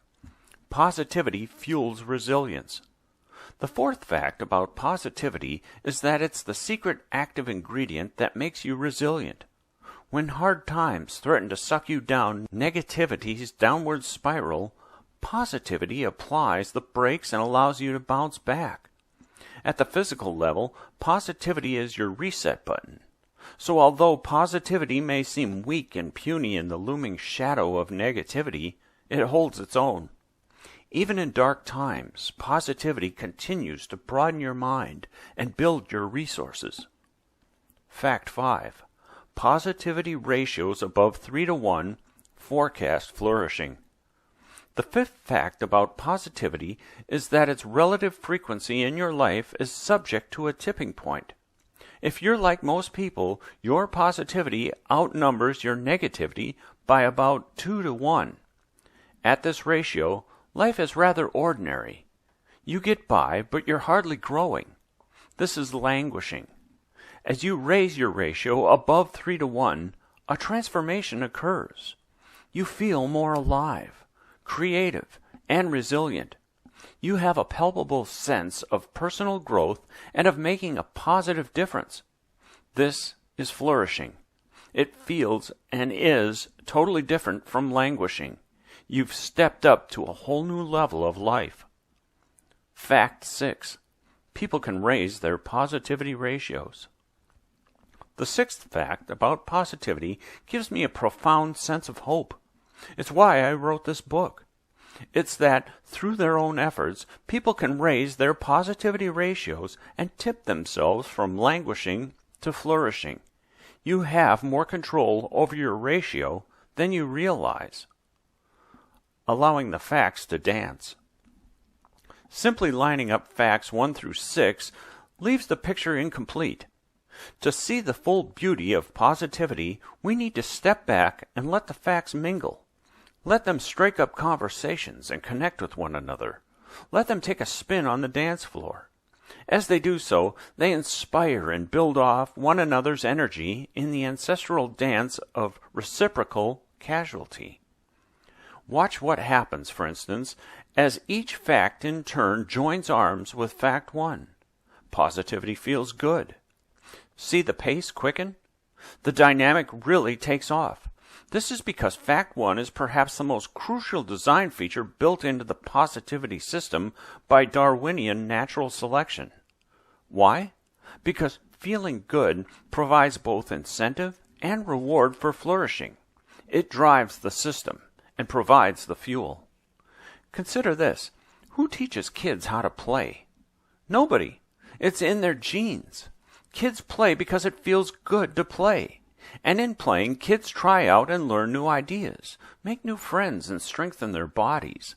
Play spells learning and growth because positive emotions broaden and build. But kids don't need to know the underlying scientific theory. They simply need to keep doing the things that generate those good feelings. Likewise, I could say with confidence that you were designed by natural selection to flourish. You simply need to do the things that generate heartfelt positivity in you. Yet perhaps, like many adults, you've long since lost the strong play ethic you had as a kid. Somehow our culture led you to believe that other things were more important than feeling good, like working hard or making money. If so, remember that feeling good is vital if you want to be fully alive. Let the sparkle of positivity draw you in. Now let's watch again as fact 2, positivity broadens minds, works the party. Everywhere it goes, eyes widen and new ideas pop. Sure, some of those ideas turn out to be silly and completely fruitless, but others are more intriguing. They end up being consequential down the road. They bear fruit. Fact 2 is like a random act generator. A broadened mind allows you to break out of old habits and well-worn ruts, to do something different, anything different. Randomness like this is essential to building resources, fact 3, rebounding from adversity, fact 4, and flourishing, fact 5. Indeed, random variation plays a vital and necessary role within life itself, as shaped by Darwinian natural selection. Technically, reproduction is never perfect. That is, organisms don't clone themselves when they reproduce. Random genetic variations sneak in that make each offspring slightly different, both from their parents and from other offspring. In terms of helping offspring survive, those genetic differences might be helpful, harmful, or completely inconsequential. The helpful ones get passed on, becoming more common in later generations. Simply put, without random genetic variation, life, including yours, would not have evolved. Random genetic variations can even lead to new forms of life altogether. Perhaps similarly, the randomness inherent in the do-anything spirit of positivity will lead you to a new form of life. Fact 2 might just help you break out of the monotonous rut of languishing and step up into the vibrancy of flourishing. Fact 3. Positivity builds resources, brings its own touch to each dance. It moves slowly but builds momentum with time. It draws your attention to the future, the long-range future. It promises that you'll be better off this time next year, maybe even next season. And when it spins with Fact 2, positivity broadens minds, randomness and usefulness join hands and set off positivity's upward spiral. The elegant upward spiral dance between Facts 2 and 3 creates the dynamic energy that ushers in Fact 4. Positivity fuels resilience. If you look closely, you'll see that positivity's upward spiral is no mirror opposite to negativity's downward spiral. By nature's design, it's more social, more open and permeable. And thank goodness it is, because with it you can rebound from hardships, heal within community, and grow stronger. And here comes Fact 5. Positivity ratios above 3:1 forecast flourishing. In one grand gesture, it unlevels the dance floor and surprises everybody. A tipping point rises up and separates the crowd of dancers into two crowds. On one side, the point of positivity is lost altogether. Not much is happening. Dancing eventually stops. But on the other side, things are really hopping. All the facts are shining and doing their stuff. They're breaking out, blooming, spiraling, rebounding, and going back for more, all with great beauty and grace. Truly a sight to behold. It's clear which side of Fact 5's tipping point you want to join. So you thank your lucky stars when you see Fact 6. People can raise their positivity ratios. Fact 6 smiles warmly with open arms, welcoming you and everyone else to join the party. After learning a few ground rules about sincerity and keeping a light touch, you grab a partner and step onto the dance floor. You make things happen. As I've said, it's a win-win. You do good for the world as a result of feeling good yourself. Karma Unpacked. Do you have enough positivity to pull off the age-old recipe for a flourishing life? If you find yourself short, you can surely gather up more. After all, simply by virtue of being human, you have within you the seeds of flourishing. You can generate positivity anytime, anywhere. You reap what you sow. That's the biblical scripture. Eastern traditions refer to the same idea about cause and effect as karma. As a scientist, I'm hardly in a position to advance religious doctrine. Even so, the complex evolved systems of negativity and positivity may well be the core of karma. Viewed in this way, there needn't be any score-keeping deity up in the sky drawing up a list of who's naughty and nice. Positive consequences emerge from positive emotions simply as the unfolding of a natural process. If you plant seeds of positivity, you flourish. If not, at best, you languish. Yet perhaps a science metaphor would sit better for you than a spiritual one. If so, try this one on for size. If you want a barometer that can forecast your prospects for flourishing, for being happier and making a contribution, simply check your own positivity ratio. The view from up here. Choose the upward spiral.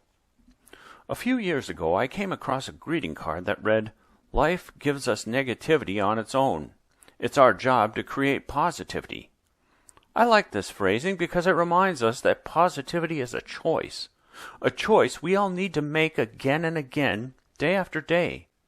Before you close this book for the last time, I'd like to remind you that your emotions are as far from random as they are from being fixed by your genes.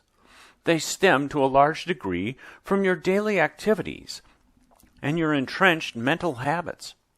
Perhaps more than you ever thought possible, you get to choose them.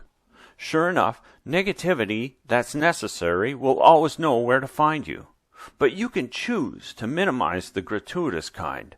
And the more you value positivity, the more often its upward spiral will lift you to new heights. Your nutritionist asks you to track your food intake and activity levels each day. Your financial advisor asks you to track how cash flows both in and out of your wallet and bank account.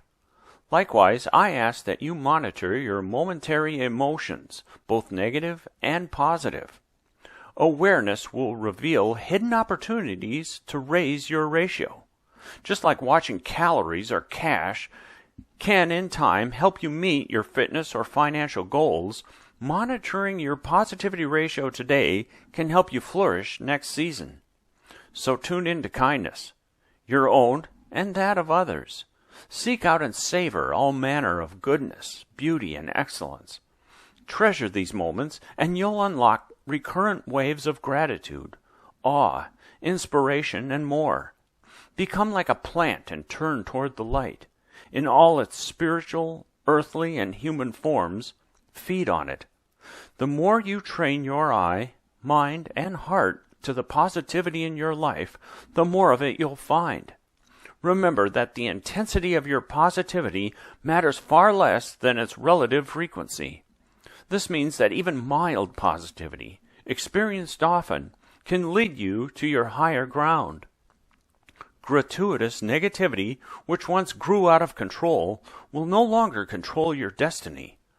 By cultivating positive actions and positive thinking, you seed more positivity in your life. The more positivity you seed and harvest, the better become your prospects for flourishing. And as you reach this noble goal of flourishing, you help create a world that is truly worth leaving to our children. I find that we often look too far ahead to find our happiness. We try to be wealthy or famous instead of trying to be loving or fascinated. By making more moments glisten with positivity, you make the choice of a lifetime. You choose the upward spiral that leads you to your best future and to our best world.